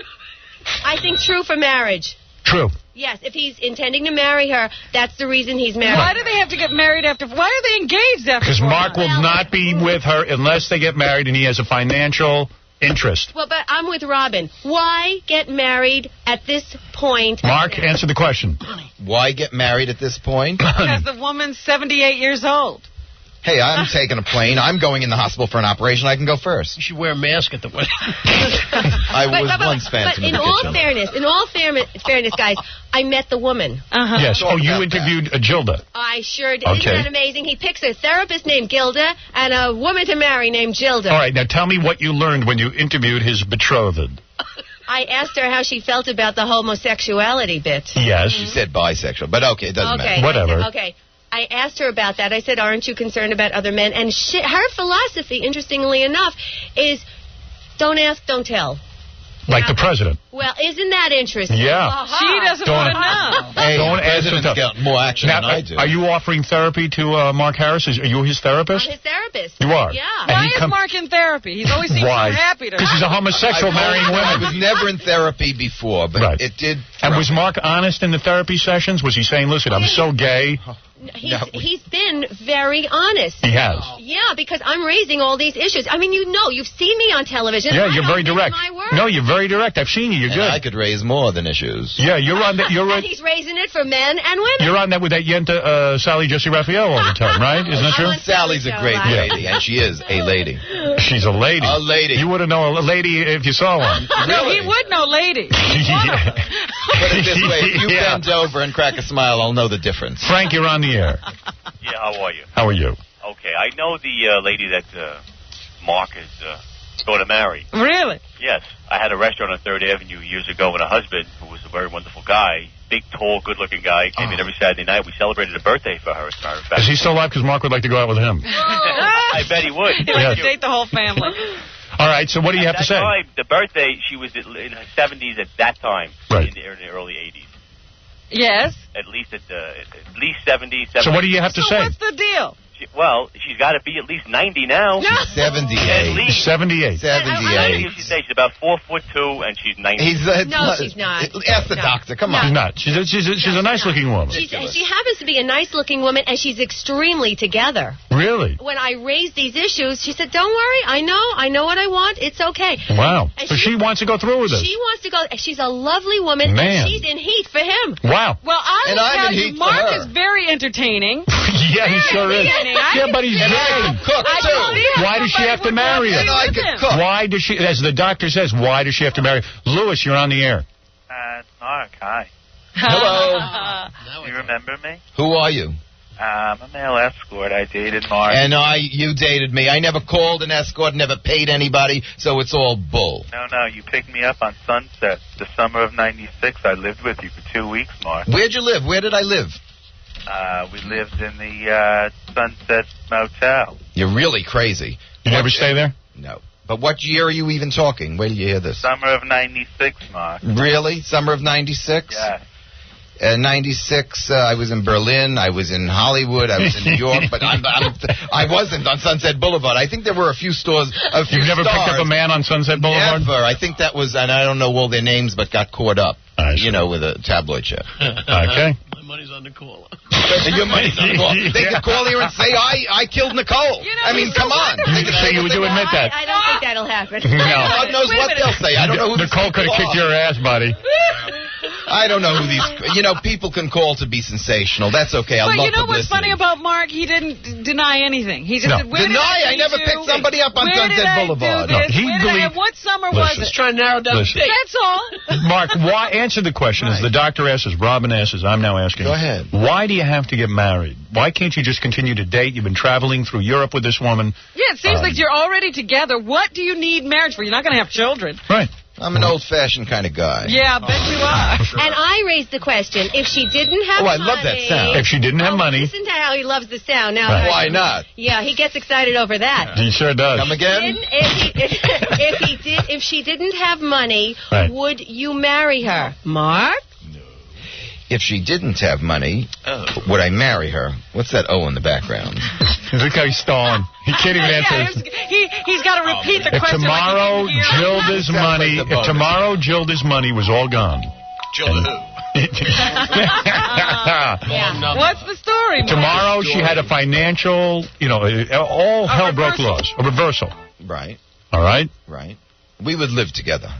That's why I'm giving Gilda a copy of my book, Don't Bet on the Prince, because I'm afraid for her. I don't want her to... Afraid for her? Well, Yes. I don't want... Is my name OJ? What are we, no, crazy? we're not saying... You can kill somebody emotionally, too. I You would don't have to never, and kill she them knows that. The doctor's saying, Mark, very loyal I'm person. concerned for her, as it would be for any woman that you would get involved with for the sake of money. That's my... The doctor hit it right on the head. I'm not involved for the sake Mark, of money. you but if can't- it comes with the you territory, cannot- I'd be a moron not to be there. You cannot rob an empty house. Wait a minute. Do you ever get into it with him about his relationship with Martha Ray? Yeah, and he talks about her with love. He is the gay Jesse James. Well, Jesse James. That's right. Was he gay? I don't know. You are the gay Jesse He James. talks about her lovingly. Yes. He has... Well, he loves old Hollywood like all He loved the homosexuals. fact that he got $3 million all when she died. All homosexuals love that era. Well, Mark is caught up in it. And even when he Glamour. was with Martha Ray, he was with men. He was with men while he was with Martha Ray. Of course. Yes or no? Oh, yes, there was somebody. I'm trying to remember. In France. Okay, wait. My concern for all women. Wait a minute. Not Sunset Boulevard. He only received oral. That's Norma Desmond. Well, you see now, that's it. Touch me here, and if you don't touch me there, it's not sex, all right? No, I never said it wasn't sex. He's afraid of anal sex. He doesn't want to get AIDS. Not afraid. It's not in the You know, mind. wait So a where minute. was it? Is that your thing? You know, You don't like to bend over a chair and have a man do things to I you? don't want anyone to bend over. If they do, go do it with who wants to do What are you into? Just oral sex? Yeah. Yeah. but love is You want a more. lollipop? Love is more than putting flap A into slot B. That's what That's what you Jill think. and I have, love. Well, wait. Yeah, he whoa, fans whoa. himself with her checkbook. Well, I would like you to wait a little while longer. She's a lovely We woman. are waiting a little while longer. So to when's get the wedding? married. When's the wedding? We didn't set a date. Maybe my 50th birthday? When is When's that? Next February week? 1? Wait till the wedding. What's today? I don't even know what day it is. But in all honesty, I mean, you're coming down so heavy on the lady, and she is such a lady. No, we're not coming down on her. No, we're coming down on you, not her. You're going to go down on me? I said I'm coming down on you. Well, I'm not into that. Will you have sex with other men? Will you have sex with other men when you are married to Gilda? Gilda will be the first I'll commit to. Well, that's not the question. That's not an answer. That is not the answer, and Well, that's that was the the question question, I raised no? with her, and that's my concern. You know, people can say up front, oh, yeah, well, as long as I don't know, it's okay. You know? Oh, God, Howard. Sorry. Howard, not mine. Middle of a therapy session. Go ahead. But my concern is, so what happens if she finds out that you have strayed somewhere else? If I just told you, I would not. And I would live up to that commitment. Have you Are ever now been able calling to me not? a liar? No. Robin, no. If he's living up to that commitment. And I will. And you know what? There's something to... She'll smell it on your breath, Mark, if you're lying. Oh, really? You've tasted it, Howard? And let me tell you something what love means to Mark. Love is the withdrawal window at the bank. Okay? That's love. I mean, you know, the moment direct deposit, she got that's him, love. The moment she said he could redecorate her apartment, you know, that's what he's in it for. He loves to spend money. Nelson, you're on the air. Somebody else's money? Nelson? Yes? Go ahead. Yeah, Mark, didn't you, after Martha died, didn't you buy a fur store? No, Dr. Gilda is wearing one of my fur jackets. I make them private. Is that right? Wasn't Martha animal rights activist? And you used her money to buy a fur store. Did you take all of anti-fur Martha Ray's money? Martha left X amount to Peter for the welfare of animals. Martha wore chinchilla, unendangered species, mink, sable. She did wear fur. Absolutely. But she believed in the humane treatment. Now that Peter has a stand that let there be no cure with animal testing if there has to be a cure for AIDS, I say let those animal activists take the place of animals. They're behaving like wild animals anyway. Yeah. I say, well. I thought that caller said I went to bed with him, too. It was only an animal joke. I don't know. Wishful thinking, perhaps. Yeah. Hey. All right, let's hear from Larry. He has something to say. Go ahead, Larry. Yeah, I got a point to make. I think that he just married Martha Way. They went to court. He got smarter. He's just married it to do it the second time better. Yeah, were you there to help Martha through crisis? Excuse me, I don't want to be anywhere with Martha. Your misfortune. Join the club. Well, you know, we're all pointing fingers here, but, you know, this woman's old enough to know. She's 78. She's old enough to know for two of us. She's more competent than I am, trust me. She's too old. I can't wait to meet her. Well, the way you're going on this show, I can't. No, I will treat her with respect. I have a problem No, with. you should, because she's a lovely lady. She lovely. has wonderful friends. Yes. Like Eleanor Ross, a wonderful opera singer. Let me say this. Yeah, another one with money. Exactly. You know how Mark is? He loves the whole ambiance, the lifestyle. He does, and he admits it. Of course I do. Dr. Gilda Carl, who has just written Don't Bet on the Prince, talks Certainly just about Don't Bet this. on Mark. Don't Bet on Mark was the name of the book originally. Well, how could you bet on me? You called me a princess. Your own therapist is saying, yes. Stop. And are you going to listen to your Does that mean no more relations? But I know you want... What are we stopping? The money. I didn't say stop relations. I said, before you get married, why don't you just see where this is going for a while? We are seeing it. We're watching it unfold. But, I mean, I don't understand. But why does the marriage come up already? Money. That's right, Robin. Money. You're not unfolding. You're... Commitment. You belonging to one another. You can commit without marriage. Yes, I'm aware of that. But you can't get any money without marriage. Okay, maybe we'll do that. Maybe we'll commit Notice without marriage. Howard. First of all, it's... But she could die. Seriously, at her age, she could die at any moment. How will Mark be taken care of? For the operation Friday, I could You know, drop you dead. survived everything, Mark. Yeah. Anyway. Mark, you don't die. One thing I notice about Mark is these young men who have no money, he never asked for commitment. No. David was not poor. But was he as rich as Gilda? Gilda's loaded. No, his lover is as rich. You know what kills me, too? I would guess, I don't know Gilda, but her husband probably made all this money. Would you say something nice? No, you're wrong. Who made all the money? She did. Okay, so she never had to work for this money? Her immigrant father. Imagine her poor immigrant father who busted his ass to make all this money, and now she has it, and Mark's going to end up with all of it? He told her a long time ago when she was a young child, Gilda, don't you be stupid. Right. Okay, she tells the story all the time. She's still with me because we're having a great time. Okay, so she's done nothing stupid. Okay, let's say she doesn't want to sign a prenup. Then what happens? So Mark, that's perfect. I'm off to Berlin. So we'll live well, I still have an apartment, but what I can't. How could all these hypothetical things? I mean, what do you want to do? We're having fun. You want to make fun of that? Well, that's good. No, you can't go to jail for having fun. You know what? Laughter is relationship glue, and you guys are laughing a lot. Oh, that's wonderful. I think it's terrific. Oh, there's plenty of glue in Mark's relationship. Chris, you're on the air. Hey, Howard. Yeah. I think you're awesome. Thank you, bro. It was great. Can't wait for Saturday night. Thank you. But get this damn homo off the air. Where should I go? In your bedroom? He's not homo. Hold up, caller. He's not homosexual. Is hatred something to honor? That guy's full of hatred. Absolutely. Very. Alan, go ahead. This crazy fig. Why don't you just go write a book? There's enough homos out there that'll buy you. Yeah, if I write a book and tell you how to do it, will you bend over, moron? You don't gotta rob these little old ladies. You're really an asshole. Who's a bigger scumbag, him or Corey Feldman's father, Howard? What do you think? Corey Feldman's father's a very nice gentleman. Very nice gentleman. Yeah. There you go. What a homo. He's not a homo, but sir, Mark, you have a problem. Mark, let me congratulate you. Thank you. On your new relationship. Obviously, this is the mother load. You have to admit that it's hard for people to understand. Hey, it's been hard without your understanding, trust me. It is hard for people to understand. You do know that, right? I don't really care. Is there any big Mark Harris news other than your relationship? Are you going to be in any shows? For May, you're going to have some. He has a big announcement in May, but he has been touring and singing everywhere. And having a ball with it, really. I don't doubt it. I don't doubt it. I've had a ball. I bet you've had a lot of fun. A lot of balls. Yeah, a lot of Benoit balls. And I don't He needs a couple of months of more therapy for a while. How many sessions has he come to, doctor? Oh, several. He has. Just several. But he does everything very quickly, as you know. You have a private practice? I'm sorry? Yeah. Why did you go to therapy? Because I only came here for the glamour and the therapy, and I wasn't getting anything more out of it. And then I figured, let's do a professional here, because she's really good. Why did you choose Dr. Gilda Carl? Because you saw her on TV? No. We met at the Friars Club. Yes, I saw her on TV, but... I didn't even know who he was when he came up to me. She thought I was an Now, you're a Elvis big TV impersonator. therapist. It must cost a lot of money to go see you. What do you charge? A couple $100 an hour? Jacket. Come on, take it out and trade. I'm wearing his mink jacket. Doctor, what do you charge? Seriously, what is it to see you? 200. $200 an hour? Yes. Hilda pays. No, I wouldn't accept it if Gilda paid. No. And Mark pays you? Mark pays me. Really? Yes.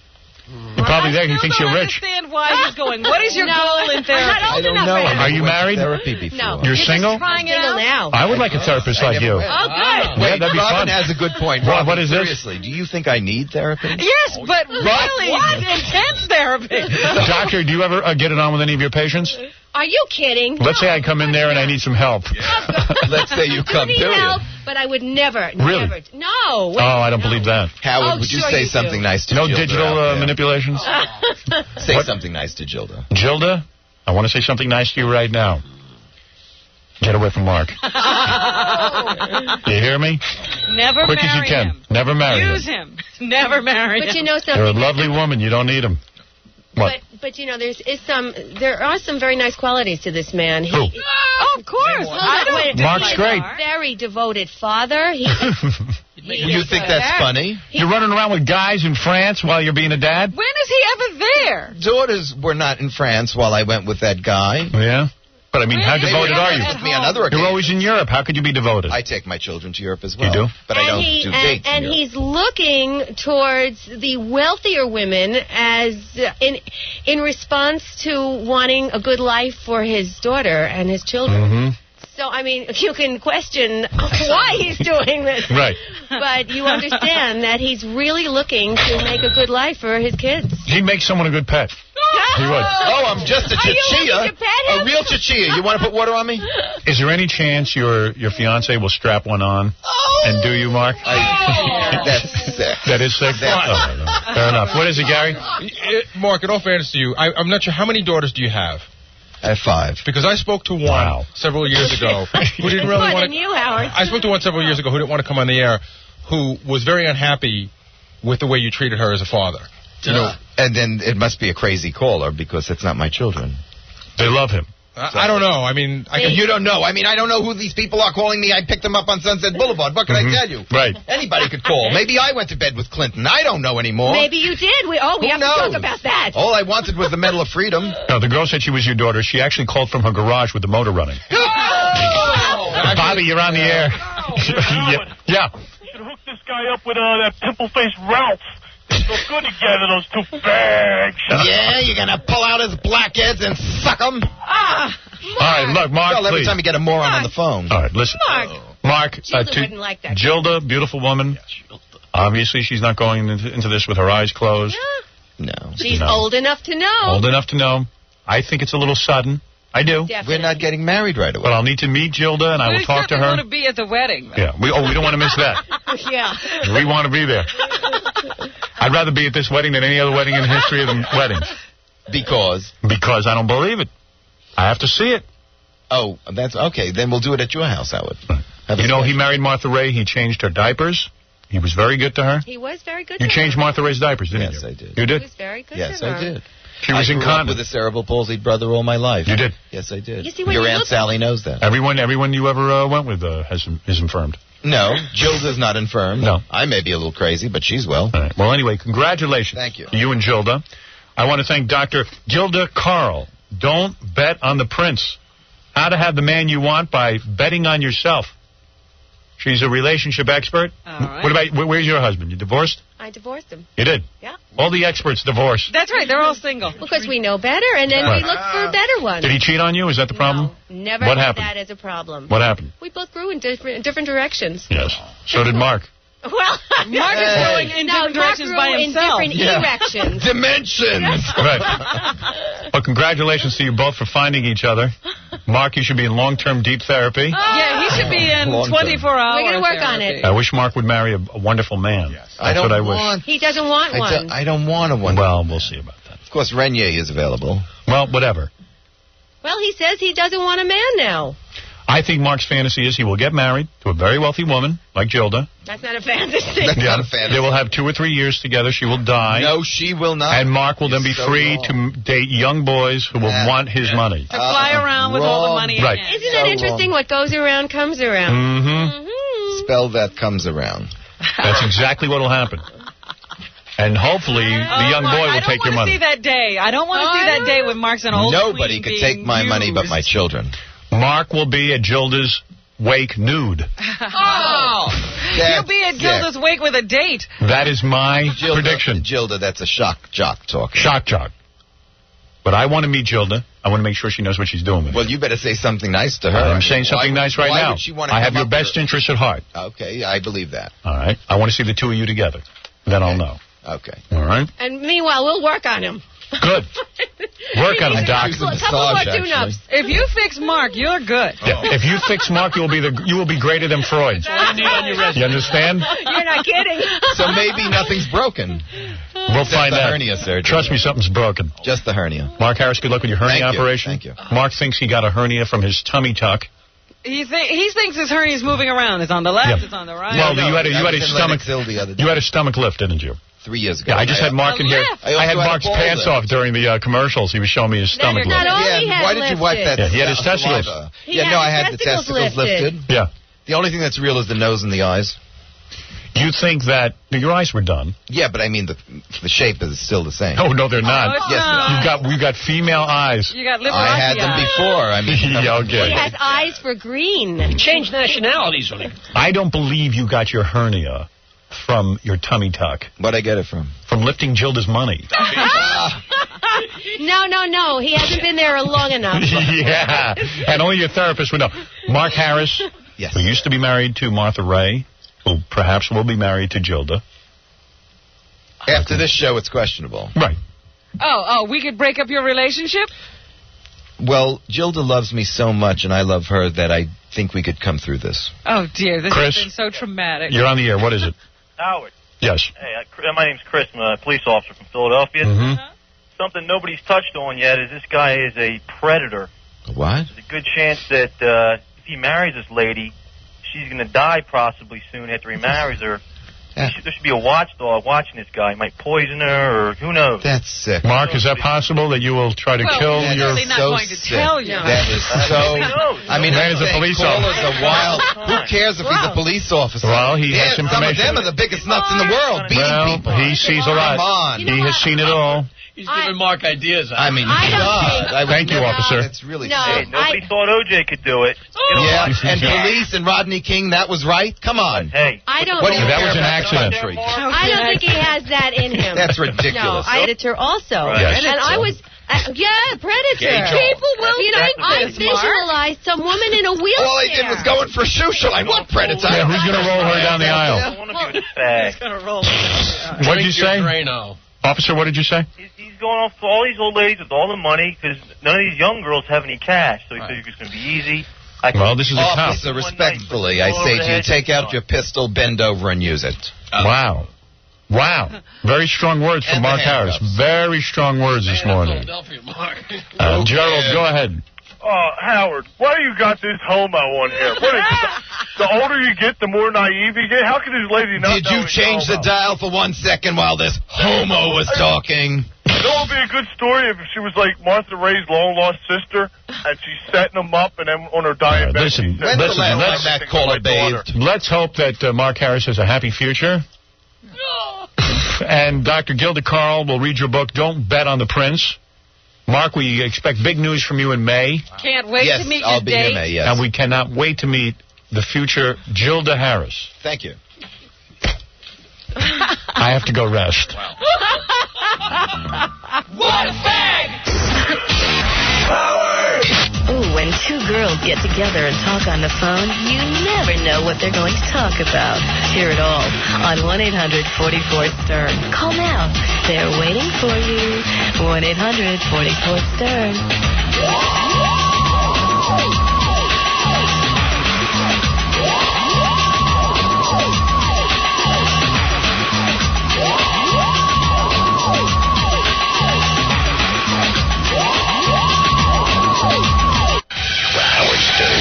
Good evening, everybody. My name is Melrose Larry Green. Can you hear me? Can you hear me? Can you hear? Can you hear? Can you hear? How you doing tonight, Boca Raton? Made love to a girl last night. When I got done, I said to her, how was it? She said, what was it? All the day long, I just didn't get high. 49 years old. Fancy I smoke a bowl.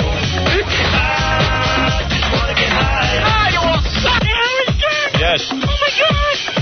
Oh, my God. That's right, honey. Oh, Jesus, God, I love you. Oh, my God. Is it really? That's right. Oh, my God. Oh, my God. Is this one of the... Oh, my God, is this Robin? Oh, my goodness.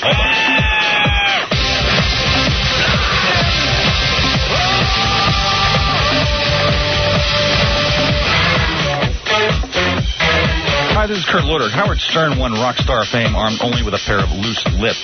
The idiot simply rambles on and on without editing, without shame. Sick is sick. Stern is certainly among the sickest. He's the devil himself, a racist, sexist, everything elseist. Disgusting, useless, ridiculous, hurtful, an unusually tall man with an unusually big mouth.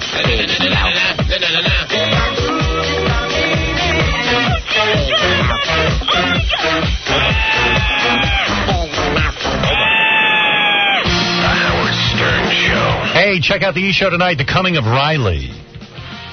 Don't miss tonight's supernatural episode when everyone's favorite alien abductee, Riley. That's right, one name, Riley. Stops by the studio with his new traveling partner, Slevin.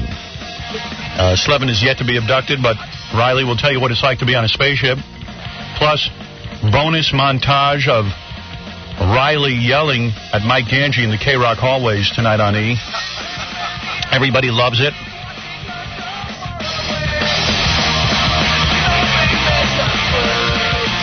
We got some news for you now. There's a lot going on. I mean, who even knows if there's a lot going on? We didn't get to the homeless game, but there's always tomorrow. And we still have those rainforest tickets. How many do we have to give away? 50 billion. Oh. No, I don't know. I just never get to it, but I'll do it tomorrow. I promise. You swear? Swear. Kind of swear. All right. We'll see. Mark Harris is the best guest. Oh, he is. Of all time. He is the most fascinating human being I have ever Very. Gets tons of women to marry him. Clear. He's an amazing man. Because he's enjoying his life. I don't know that I could have sex with a 78-year-old woman. But you couldn't have sex with a guy either. No. So there's two things Mark does that you can't do. Fudge packer. But here's a guy who enjoys sex with men. Mm-hmm. And, like, in order to have sex with a woman, you'd think that he'd have to, I don't even know what I'm saying. Okay, forget it. I think it makes sense. You do? I think it makes sense because an older woman has lost her estrogen. He's more like a man. More like a guy. Because Monterey was like a guy with a wig at the end. I don't know. But we're not. Gilda's supposed to be very attractive. I know. I don't know what's going on there. Well, maybe the older a woman gets. I'm telling you, I don't know. Like a man. I'm just guessing here, trying to figure out the whole thing. But all right. But the doctor told me that they're very much in love. Nah, she couldn't have said that. She couldn't have said that. That's what she said. There's no way anybody could say that. I put the doctor in a straitjacket. I want to see. Maybe she said Gilda's in love. Yeah, maybe that was it. She said she's hot for Mark. All right, whatever. Hey, Robin, let's do some news. Why not? There's your theme music. Thank you. Okay. There are going to be extra trains added today. Oh, good. So that people can get to and from Yankee Stadium. They're going to be, not Yankee Stadium, the Mets Shea Stadium. Right. Because there are going to be 2 games played there today. The Yankees will play a game there in the afternoon because Yankee Stadium is still under inspection. And then the Mets will play this evening. They expect it to be a nightmare, and they're asking people to use public transportation to get in and out. They're hoping the Yankee game will finish early enough so that the Yankee fans will be able to clear out before the Mets fans start coming in. Sounds like a nightmare. Yep. Bigger nightmare than Mark Harris and his new bride. You know, Robin, you and your father made a better couple than Mark and Gilda. Stop it. The number 7 line that runs from Times Square to Willets Point, Shea Stadium, will run every 5 minutes instead of every 7.5 minutes before the 12:05 p.m. game today for the Yankees. The Manhattan-bound 7 will be on a rush hour schedule to take fans out of the Flushing area after the game and every 3 minutes. You know, the biggest story here is like that the Yankee Stadium was going to collapse on people.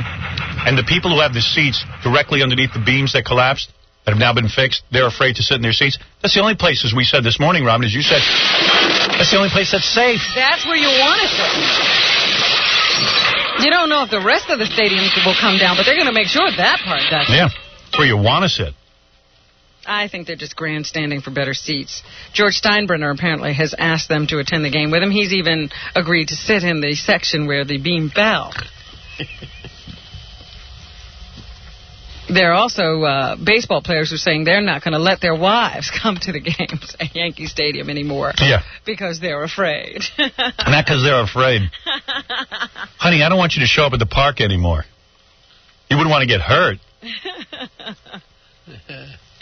Meanwhile, Governor Christie Whitman, she doesn't want to appear to be lobbying to get the Yankees over to New Jersey. But she said, you know, there are certainly a number of places that would be lovely areas for a baseball stadium in New Jersey, but that George Steinbrenner will have to make the first move. So who knows? I don't care if the Yankees go to Jersey. The Yankees after all of this. I'm not anti-Jersey. It's fine with me. It's not that far away, and it would be very easy for Yankee fans to get there. However, less traffic in New York, I'm for it. Go for it, Gov. The Yankees belong in New York. They do? I mean, they do. Like, who cares? Don't you want to come to New York? When's the last time you went to a Yankee game? Several years ago. Mm-hmm. I've never been. You've never been to a Yankee game? No. Wow. No. Not going to go to the Bronx. No. Hell, I worked my whole life to get out of a neighborhood like the Bronx. Think I want to go back there? No.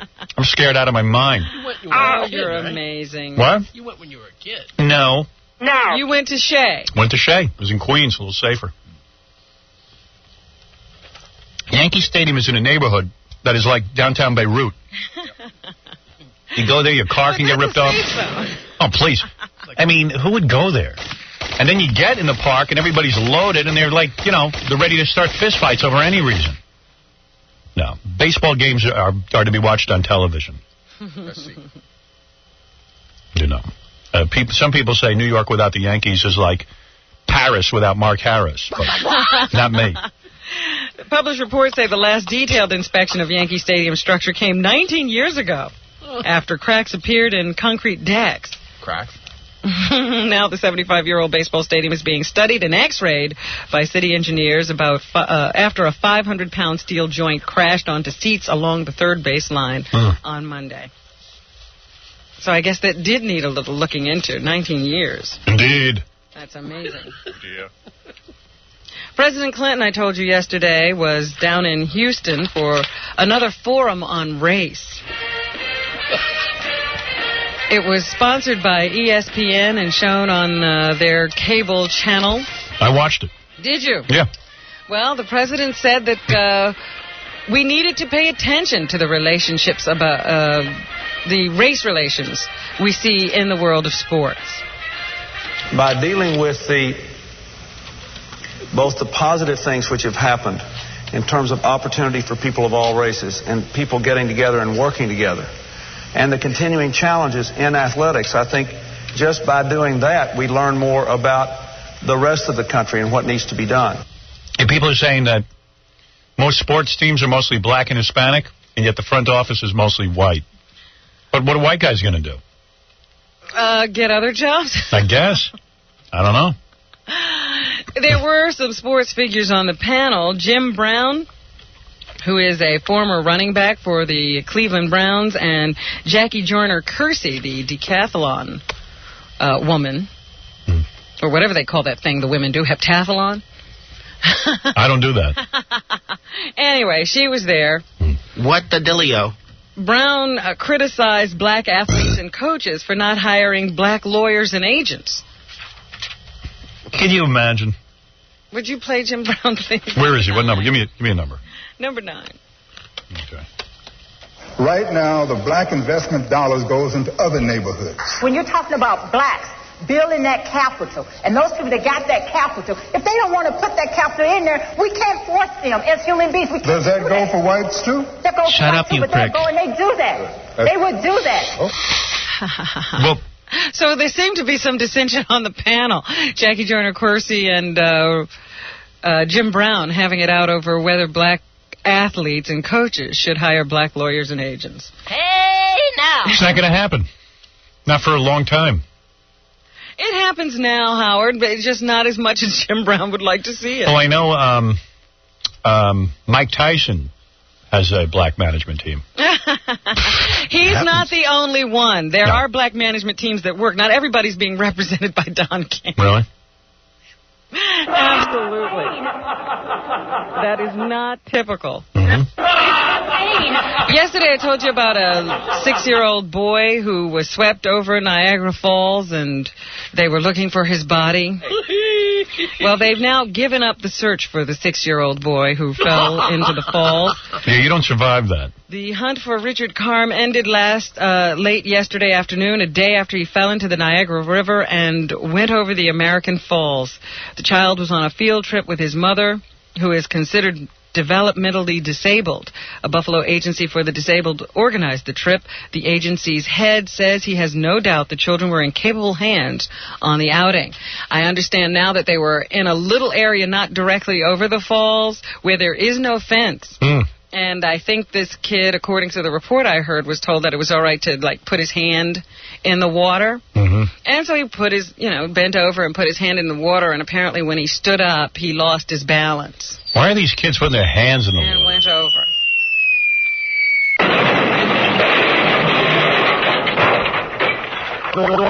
His mom was retarded? She didn't know to tell him to stay away from the water? Well, whoever was supervising the trip told him it was okay. It's got to be a drag having a retarded mom. I don't know why they don't sterilize retarded people. Oh, stop. Why? You're not for that? I am. I don't think anybody should be sterilized. I do. Why? I think that if somebody's severely retarded, they don't know enough. You're saying to me that people with average intelligence are all great parents? No, I'm not saying that at all. But I'm saying when someone is severely retarded, they're in no way capable of raising a child. And they're heterosexuals. Well, we know that. But let's play the odds. Average intelligence who have very little to do. There are some people of average intelligence who are good parents. Some. Very few. Some. There are no people who are retarded who are good parents. I don't know that to be true. I believe it. No, although, I often wish... I wish my parents had been retarded. Very gentle and loving. I really do wish my parents had been retarded. I wish my parents had been wolves. See, all of a sudden you're changing your... Maybe I'm wrong. Maybe only retarded people should have children. When your parents know too much, that's when you become a neurotic. They give you problems. They give you problems. So I don't know that the retarded should be sterilized. If a parent is loving and retarded, maybe you're right. Maybe you're right. Maybe you've changed my mind on this. Who else could give you unconditional love? This is what parents are supposed to be rolling out, and have you ever seen it? I wish my parents had been puppies. But then there are retarded parents, seriously. I've seen documentaries on this. They make their kids eat their clothes and wear their food and stuff like that. I have not seen anything like that, and you haven't either. I think I did. What? Teach on that. Right. Right, Mom? You show that. Good. Hey, Mom, can you come to school? I want to show all the kids how funny you are. Friendly, no. I had a friend when I was a kid. His mom was deaf, but we thought she was retarded. But she'd be like, come here, Mom. Come here. Don't you tell your boy that they go to the outing way. And he was like, he was down with it. He never said anything bad about his mom. But we all thought she was retarded, but she was just deaf. What? That happens a lot. People being confused. Like we said to him, hey, your mom's a retard. He said, no, she's just deaf. I did see a special on TV once where this little boy was born to 2 retarded parents. Yeah. And he used to have to he was 5 years old. Yes. And he had to do all the grocery shopping. Nice. And you don't think they should be sterilized? He was smarter than his parents. We keep getting ripped off. Don't forget the bed. What? Don't forget the bed. Right. Right, Mom. That dumptina daughter. So, I don't know who should... You know what it is? It's tough for a kid because you have a retarded parent and things are confusing and the answers aren't given. Don't ask anything. There's this guy in my neighborhood. His mom was blind, and for years he thought she was just ignoring him. He was in therapy. My mom won't pay attention. She won't look at me. And then he found out. Yeah, I'm being serious. No one ever told him? That's wild. No one. I wasn't going to say anything. There's a lot more to this than meets the eye. Thank you. My mom knows what I'm talking about. It's a picnic. In Virginia, they went ahead with the execution of a Paraguayan killer. Good. His case had sparked international concerns over a citizen's right to seek counsel from his country's embassy. Because he said he was denied that. He tried to beat his execution. However, after some appeals to the U.S. Supreme Court that were turned down and not receiving a pardon from the governor, this guy, Angel Francisco Brayard, was put to death. Well, goodbye. Brayard was executed by an injection for the 1992 murder of Ruth Dickey. I never forget the Dickey. From Arlington. Even the Secretary of State, Madeleine Albright, had appealed to Virginia not to execute this man for fear that it would cause problems for Americans abroad.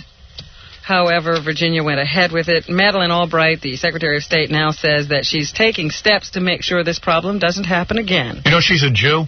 She didn't know it. So what, doesn't count? Madeleine Albright never knew that she was adopted and found out she was a Jew. Is that a big deal? Some people it is. Here's the Secretary of State, number 3, please. And she is a Jew. So when you're listening to this, keep that in mind. They'll tell you she isn't, but she is. The State Department is now under orders in order to make very clear to state and local officials that they have a responsibility to let a foreign national know that he or she can, in fact, have consular advice. She was not raised by Jews. Okay? I didn't think it was an adoption situation. Oh. What is it? I think that her whole family didn't know they were Jewish. Oh. Somebody along the line came and started practicing a Christian religion. Oh. Yeah, I didn't know And that. so she had just been raised as a Christian, and she didn't know she was Jewish. On tomorrow's show, Fred finds out he's black. What are you saying? Albright conceded that Brayard's attempted rape and fatal stabbing of a neighbor was a heinous crime, but nonetheless pressed for a stay of execution, citing repercussions for Americans abroad. Con Air. Oh, come on! Here's Virginia Corrections official Larry Taylor to tell us how it was at the end there for Mr. Brayard. What number? Number 2. I got it. In accordance with the order from the Circuit Court of Arlington County, the execution of Angel Briard has been carried out in the manner as prescribed by the laws of the Commonwealth of Virginia. Death was pronounced by the attending physician at 10:39 p.m. There were no complications. Mr. Briard did make a last statement, and that statement was, and I quote, "May glory be to God," unquote.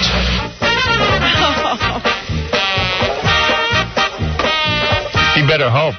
You know, if I had to make a last statement, I'd say that about God. Yeah, you want to say God before you die. If you had to choose to die by either electric chair, lethal injection, or firing squad, or hanging or beheading, which would you do? Gas chamber. And gas chamber. Okay, fine, 6. What would you do? Well, after you described the lethal injection the last time around. Where it isn't that you're put to sleep, that you actually suffocate to death. What would you do? You know you're suffocating to death. They just sort of... Yeah, you're awake. No, paralyze you.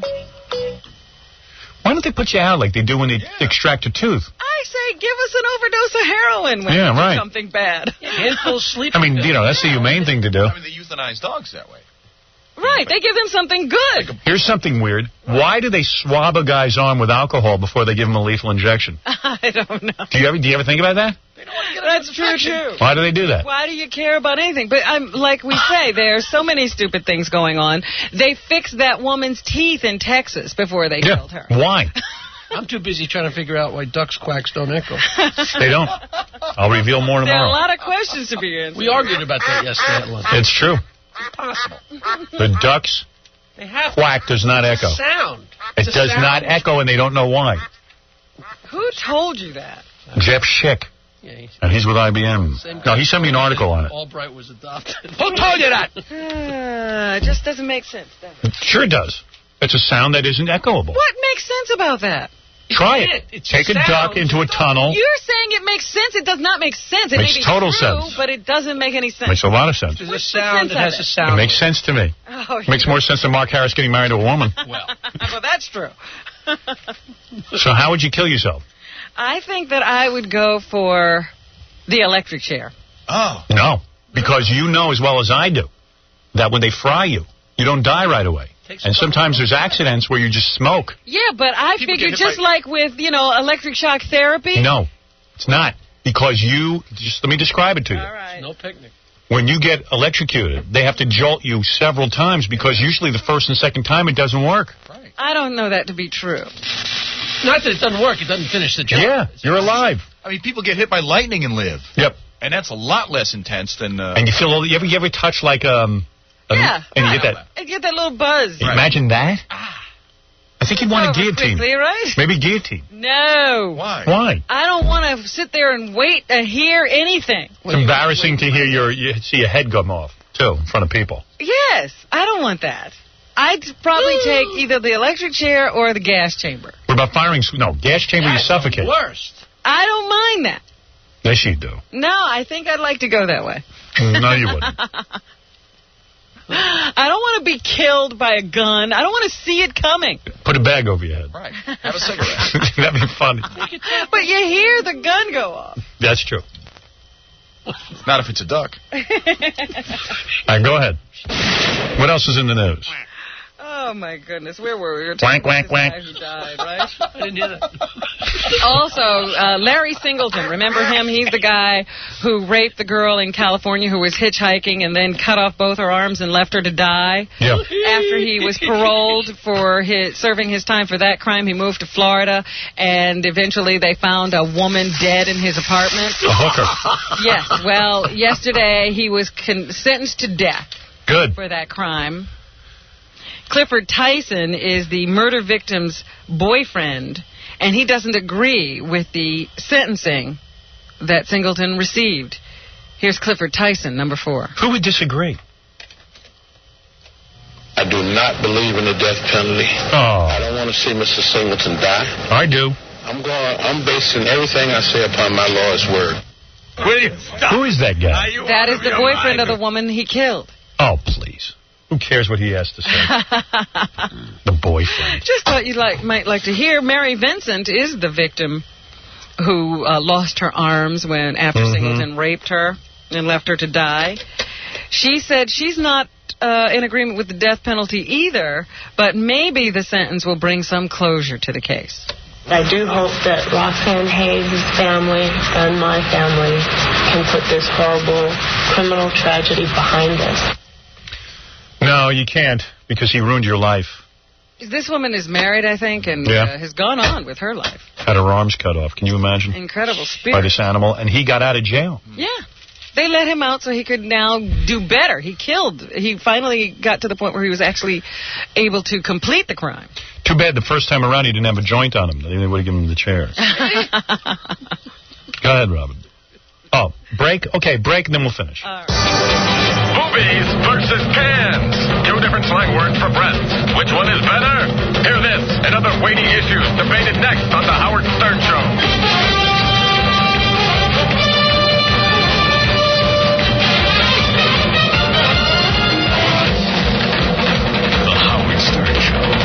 What is this?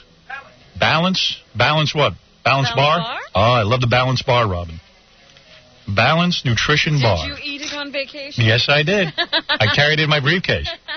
And then when I got hungry, I ate from the Balance bar. Wow. Well, that one has the 40-30-30 concept. Yes, it does. 40% carbs. Nutrition. They figured it out. 40% carbs, 30% protein, and 30% dietary fat. And that's what gives you the long-lasting energy. And that's what builds you up if you're a weightlifter, and that's what gets you thin if you blah, blah, blah. You know what I mean? You're on the road, you need a meal. Instead you go and you have some crap. That's it. That puts the extra pounds, doesn't give you the nutrition, doesn't feed your body properly. And this is like eating a candy bar. You should taste these things. The Balance Bar. Great flavors like almond brownie, banana coconut, chocolate cranberry, honey peanut. What else I got? Fudge, yogurt honey peanut. I didn't know they had that many flavors. Tons of them. I'm not even mentioning all of them. Mocha, toasted crunch. Look for it in the store. They got it in both economical canisters and single-serve packets. It's called Balance Bar. You'll love it. It's a workout booster or a post-workout recovery aid. It's a meal. It's a snack. Whatever you want to make it, Balance Bar. You can do anything on it. 1-800-678-4246 if you need more info. You're listening to a man with nice feet. Hey, what was your name again? Howard Stern. Oh, that's my name. Check out E! Tonight for The Coming of Riley. This guy's great. He's been abducted by aliens since a young age. And he brings in his traveling partner, Slevin. You got to see this. Remember Riley and Slevin? Oh, yeah. Plus, we got some bonus montage of Riley yelling at Mike Ganji in the K-Rock hallways. He gets annoyed with him. It's funny. Well, Riley, he's very busy. He meets with aliens. He doesn't have time for his fooling around. What else is in the news, Robin? Tell me about this, what is this concert last night? The Divas concert? Yeah, what is that? I have no idea. It was, I guess, a fundraiser. So they got a bunch of women together to sing and raise money for the Save the Music And did Mariah Carey Foundation appear with Celine Dion? They said that she would not.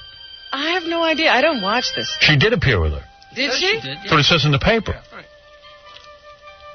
I could care less. Who goes to that? Homosexuals? Really? And young girls, maybe. It was Gloria Estefan. Celine Dion, Mariah Carey, Shania Twain, Aretha Franklin. They got a picture of them in the... Sheryl Crow wasn't even there. Carole King. They had a picture of them all in the newspaper. Mariah Carey's 10 times better looking than all of them. She is. It looks weird. No contest. What do you want me to say? Say something. I don't have anything to say to that. To the news. All right. I really don't care. Isn't that in the news? I see you got cards here. Yeah, I will get to it. Oh. Don't rush me. Am I taking you out of order? Yeah, Yes, you are. All right, go ahead. My way. I wanted to talk about the... Oh, shut up, Jackie. It's good to see you two talking. Go ahead. A 21-year-old bicyclist who said she was raped at gunpoint in Flushing Meadows Park over the weekend, actually on Easter Sunday. It turns out the story was a hoax. Queens prosecutors said 3 men were questioned in the incident in Flushing Meadows Park, but no charges have been filed. On Monday, cops said the woman was forced off her bike by 3 men and was raped by one of them as the others stood lookout. Well, I mean, it was pretty close. But yesterday, a new version of events emerged. The woman struck up a conversation with 3 strangers. And they stole her bike. One of whom took her bike. And she said she wanted it back. But didn't return it. The woman pleaded with the others to get the bike back, which belonged to her husband. One man said that they would retrieve the bike if she had sex with all 3 of them, and she reluctantly agreed. Yeah, now, I mean... what is that? But it is an agreement. It's not a rape, but they did steal a bike. But they gave it back. Well, after they had sex. And it's not exactly kosher. No. I wouldn't be too proud of that. And, I mean... What's with this woman? She had sex with one of the guys. Oh, okay. And she got the bike back. So, I find this the most bizarre story I have ever heard. She must have missed our show yesterday on sexually transmitted diseases. But why? Who cares about a bike? Yeah, I don't know. A bike? What kind How of much bike was the bike? this? Must have been one of those custom-made bikes. Get another one. Not everyone has your kind of income. No, it has nothing to do with that. Sometimes you have to sleep with a guy. It has nothing to do with that. I'm sorry. All right. You're a women's liberationist. I can see that. A pregnant school teacher who was attacked by a hammer-wielding student last week has been released from the hospital. Roosevelt High School teacher... Roosevelt, where is that? My hometown? I guess. Do you know of another Roosevelt High School? It sure sounds like my old school. I went to an all-black school. But then she on Long was Island? in a hospital up in Westchester. Well, read me this again. Start again. Says this Roosevelt High School teacher who was 27, was 6 weeks pregnant, suffered 2 skull fractures when she was attacked in her classroom on April 7th. Does it say Roosevelt, Long Island, or does it say? No, it just says Roosevelt High School, and it's tagged Yonkers, so maybe it's not your high school. I guess every high school named Roosevelt is bad. Roosevelt must have been Roosevelt High School. Roosevelt must have been some president. Apparently he was. Hey, are there 2 Aretha Franklins? Why? She looks large enough to be 2 people. Oh, you see that picture? Yeah, I know. Wow. She was attacked in her classroom on April 7th by a 15-year-old Jalise Salvato. Oh, my. Hard to believe somebody named Jalise Salvato would attack. Salvato has been charged as an adult with a felony assault. There you go. Well, that should get her about 6 months in jail. It's a girl, Jalise. Yeah. She's being held at the Woodville Cottage Detention Facility for youth. Gee, who wouldn't know Jalise is a girl's name? Meanwhile, we've been having a lot of stories in the news about student-teacher sex. All right. Tomorrow night on 48 Hours, they examine a case of a teacher in New Hampshire who had a sexual affair with a 14-year-old student. Big deal. This is a male teacher, and he tells that's wrong. Reporter on camera that his defense is only that he loved the girl. Oh, my God. She was a girl. Yeah. Not weird. So you can see teachers talking about having sex with their students tomorrow night on 48 Hours. You know, a lot of these teachers are real horny. And a lot of these kids look adult. Or, no, they don't necessarily look adult, but they're vulnerable. Yep. I'm telling you, man. They really got to take these teachers and take them out in the back and shoot them when they do this crap. 3 Dallas boys, this is going to floor you, ages 7, 8, and 11, are being held in a sexual assault case involving a 3-year-old girl. Oh, my God. The boys are accused of hitting the girl with a brick in a shoe and then sexually assaulting her. Where are these kids from? Dallas. What part of Dallas? What do I know about the parts of Dallas? Come on, give me some info.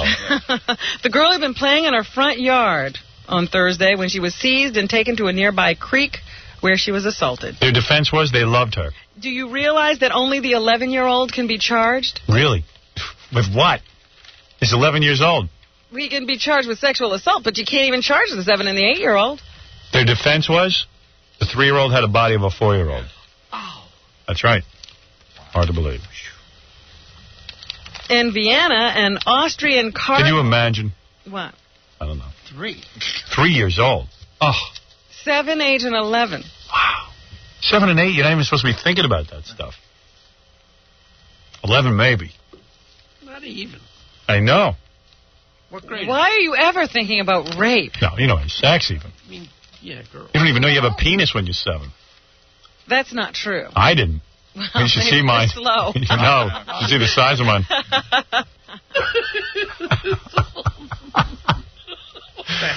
All right. You are a man. What about this diva thing? Oh, will you stop with the divas? Come on. Why are you holding off? Let's hear it. You want it so bad. Yeah, so come on. Everybody wants it. At Lowell House in Harvard, Go ahead. they're breaking a tradition. I guess they have adults who take over these dormitories and run them for the school. Well, the people who are going to be running one of the dormitories, Lowell House, at Harvard, are going to be a lesbian couple. I see.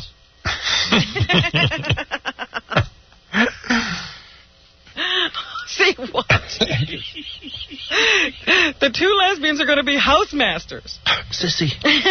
Homo. The 2 women met as graduate students at Harvard in 1976 and have been active in gay issues on the campus. Friggin' faggot.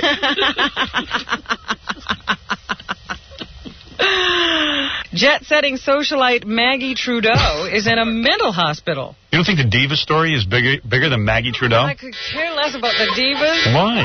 What am I going to say about it? It happened already. Yeah, but I want to hear the tape. It's not even that... It's probably not even good tape. Really? No.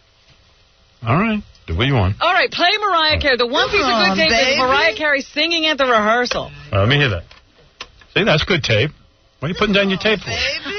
Music's always been important to me. That one? That's not her singing. Let's hear what she has to say, though. Oh, please. Give us a build-up. Right. Life. Anytime I could... She's probably naked when she was giving this interview. Sing or have music be a part of... She loves to dress like a whore. You know, my day was very important to me, so I think that Save the Music is a very important cause. So I'm glad to be a part of the event. You're right. This tape sucks. I tried to tell you that. No, you weren't forceful enough. This is rehearsal? This is her singing at rehearsal, I guess. Well, I think it's very important for kids today because... There is one of her singing. All right, here, I'll do it. Right now.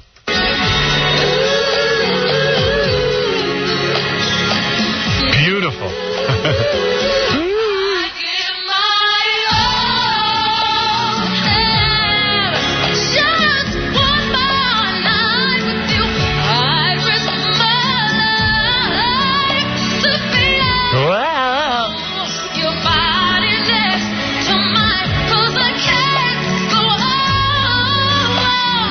Beautiful. Why didn't you sing like that? Another diva. Another diva. I'm a news diva. Maggie Trudeau, the woman who was married to the Prime Minister of Canada at one time, is in a mental hospital. I believe that. Because of her obsession with the British princes, William and Harry. Yeah, I mean, can you imagine? She was married to the leader of a country at one time. Wasn't she the one who used to go to Studio 54 without panties? Yeah. And, sleep with everybody. Right. They say that she was once so obsessed with the British family, she boasted that Prince Charles had fallen in love with her. In recent times, she has gotten this obsession in her mind that Prince William and Prince Harry have a relationship with her. She even went so far as to rent a house near the ski resort where I guess she thought they were going to come to visit her. Right. And when it became clear to her that they were never coming, she really lost it. You know, I believe her. I do. I'm one of the few people who believes her. Margaret Trudeau. Her friends then were able to convince her that maybe she needed to go into a hospital since she was having this kind of problem with the fact that she had no relationship with these 2 princes. So now she has committed herself. They say she's fighting demons. She's a diva. Hello! Also in the news today is the fact that the MTV Movie Awards are about to be broadcast. The nominations have been announced. Samuel L. Jackson is the host of the show this year, and he's also nominated for an award. I try and challenge myself in very specific kinds of ways by picking characters that are very different, that allow me to do the things that I do. And Quentin, fortunately, writes the kinds of things that, I would like to do, and hopefully most actors would. Yeah. He's nominated for his role in Jackie Brown. I never saw that. I heard it sucked. There's a special on TNT tonight, as a matter of fact, honoring Burt Bacharach. And people like Chrissy Hynde and Sheryl Crow are part of this, and as is Elvis Costello, who talks about Burt Bacharach here and why he's a part of this. I love Burt, and I've loved his songs since... What happened to him? I was a child, and now I'm a man, and I'm writing songs with him, so what can be better than that, Now I remember you know when he what was... happened to him. Yeah, I remember when Elvis Costello was cool. We've been playing, when we do that rundown of the Billboard hot songs, we've been playing a lot of Marcy Playground, Sex and Candy. Here's John Wozniak on writing the song. Did you notice this week I don't have the top songs? No, why is that? Because I assigned it to Stuttering John. I see. And so unless I remind him every week, it doesn't get in here. I see, okay. Let's take that out of his hands, please. It was late at night, and it was like 4 in the morning. I was in my bedroom, and I had my brother's little stereo, and I was just feeling like writing a song. I ended up not wanting to write a love song. Mm-hmm. So anything that was going to turn out to be, because it was starting to be a love song, and that's not really what I wanted to do, so it ended up being a little lust song. Oh, that's great. What are you saying? Who cares? He wrote that song, I Like Sex and Candy? Yeah. I like sex and candy. Yeah. You are correct, sir. And Robert Plant is about to tour again with Jimmy Page. He looks like a Led Zeppelin hit him in the face. He's frightening. They have a new album. Yeah. Here he is on the popularity of Led Zeppelin's music today. It was the tunes. It was the tunes. It was the friggin' tunes. What are you saying? Oh, it was that. When I did that. Oh. The obscure. It was the stuff that hit us hardest. The girl seemed to like when he took off my shirt and went, ooh. I guess, just to get us into it. And I think there's a lot of good tunes.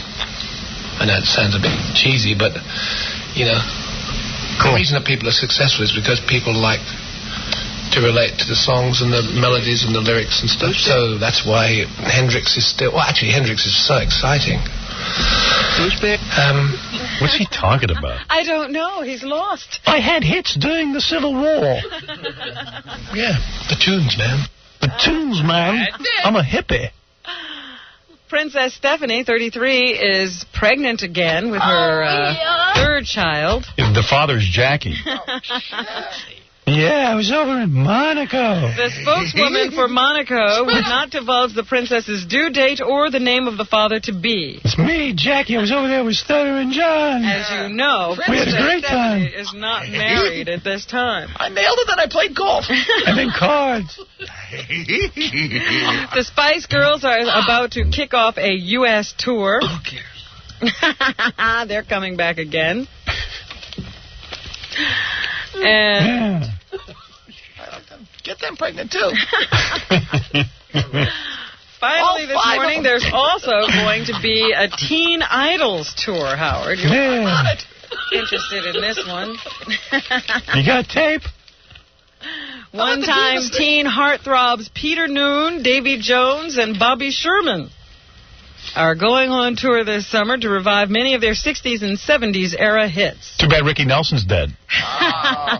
Work. By the way, I'm glad you brought that up. There's a new book out.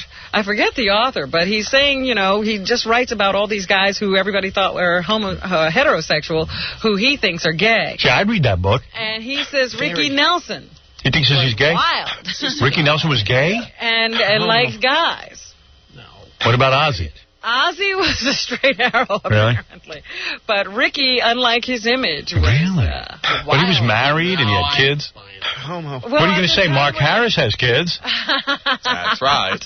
And we actually never got to interview Ricky. We don't know what he was like. Yeah, he burned up in a plane before we could get a hold of him. Yeah, and they also say that Sammy Davis Jr. I believe that. was into young boys. Well, the woman who was in Deep Throat, Linda Lovelace, she claims, you know this? No. She claimed in her book that Sammy Davis Jr. used to throw wild parties, and he was a huge fan of Deep Throat, and he wanted Linda to teach him how to deep throat someone. Yeah, and he'd practice on her husband, not her husband, or some guy at the party or something. I don't know. That's right. I didn't know that. Right? It was a trainer. Yeah, that's what she claimed in her book. Wow. She was like, hey, you know, I really dig the way you do that deep throat. I dig sex and candy, man. Like a smoke, man. Where there's smoke, there's fire. I could take my eye out. Get any ideas? Yeah. He became so obsessed with the movie that he had them to his house. Come on over to my and would show the movie over and over again. This is before video, mind you. Yeah. When he would have like the 35 Shane. And then Sammy's now. Edward G. Robinson. Yeah, Shane, come on over to my pad, Shane. And bring Moses. Yeah, I always thought it was weird after I read that book that she said that Sammy did that like a lot. Yeah. And he never sued her. Sammy loved it. She wrote that book when he was alive. Yep. That's why do you think he had all that roast beef radiation on his throat? I like to smoke cigarettes and smoke other things, baby. I mean, she didn't insinuate it. She wrote it for like 20 pages. Yeah. Well, there's a new book out that agrees with her. I think Sammy never sued because Sammy couldn't read. You know, we ought to get the author of that book to tell us who's gay. Oh, he's written a lot of other books. Oh, yeah, but he never preambled. Yeah, he outed all these women in Hollywood. Yeah. He said that Agnes Moorehead was a lesbian. Hey, I don't doubt that. How many guys would do her? Oh, she had to be a lesbian. Yeah, she was fugly. And he said Joan Crawford was gay. I believe that. And he said that Sandy Dennis was gay. I don't believe Sandy Dennis? He did. He said it in his book. I can't believe that. I don't either. I mean, this is just what the guy said. Doesn't make it true. Who can smoke a hot dog? Oh! The Candyman can. The Candyman can. The Candyman smokes a hot dog because the Candyman can, and he smokes it with love. I gotta be gay, man. I gotta be gay. It's the only way, man. I love you, man. So that's what's happening, folks. Thank you, Robin. Coming to Riley on the E! Show tonight. I want to thank Mark Harris. Congratulations to him and Gilda for getting engaged. Dr. Gilda, thank you for being here. Don't Bet on the Prince, the name of her new book, Dr. Gilda Carl. See her on old TV shows. Jackie, Way Too Many Heineken's Martling. His 2 Filthy Joke CDs, Sergeant Pecker and the Joke Man, are only $12, plus $4 U.S. shipping. Also on cassette, buy 2, get 1 free. Call 1-800-323-KING. Tuesday night, April 21, a special night at the Westchester Broadway Theater, almost sold out in Elmsford, New York. For information and cyber CD samples, visit jokeland.com. And thanks to the guy who drilled a hole in his head, Peter Halverson. He's got a website. I don't remember what it is. What's the name of that? Tarpan. Wasn't that it? T-E-R-P-A-N? Whatever the instrument was. You got an incredible memory. Tarpan.com, maybe? Yeah. However you spell that. Robert, I'm drilling a hole in my head right now.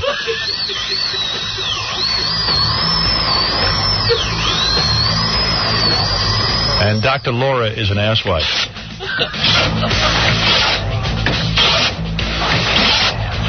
Asswife?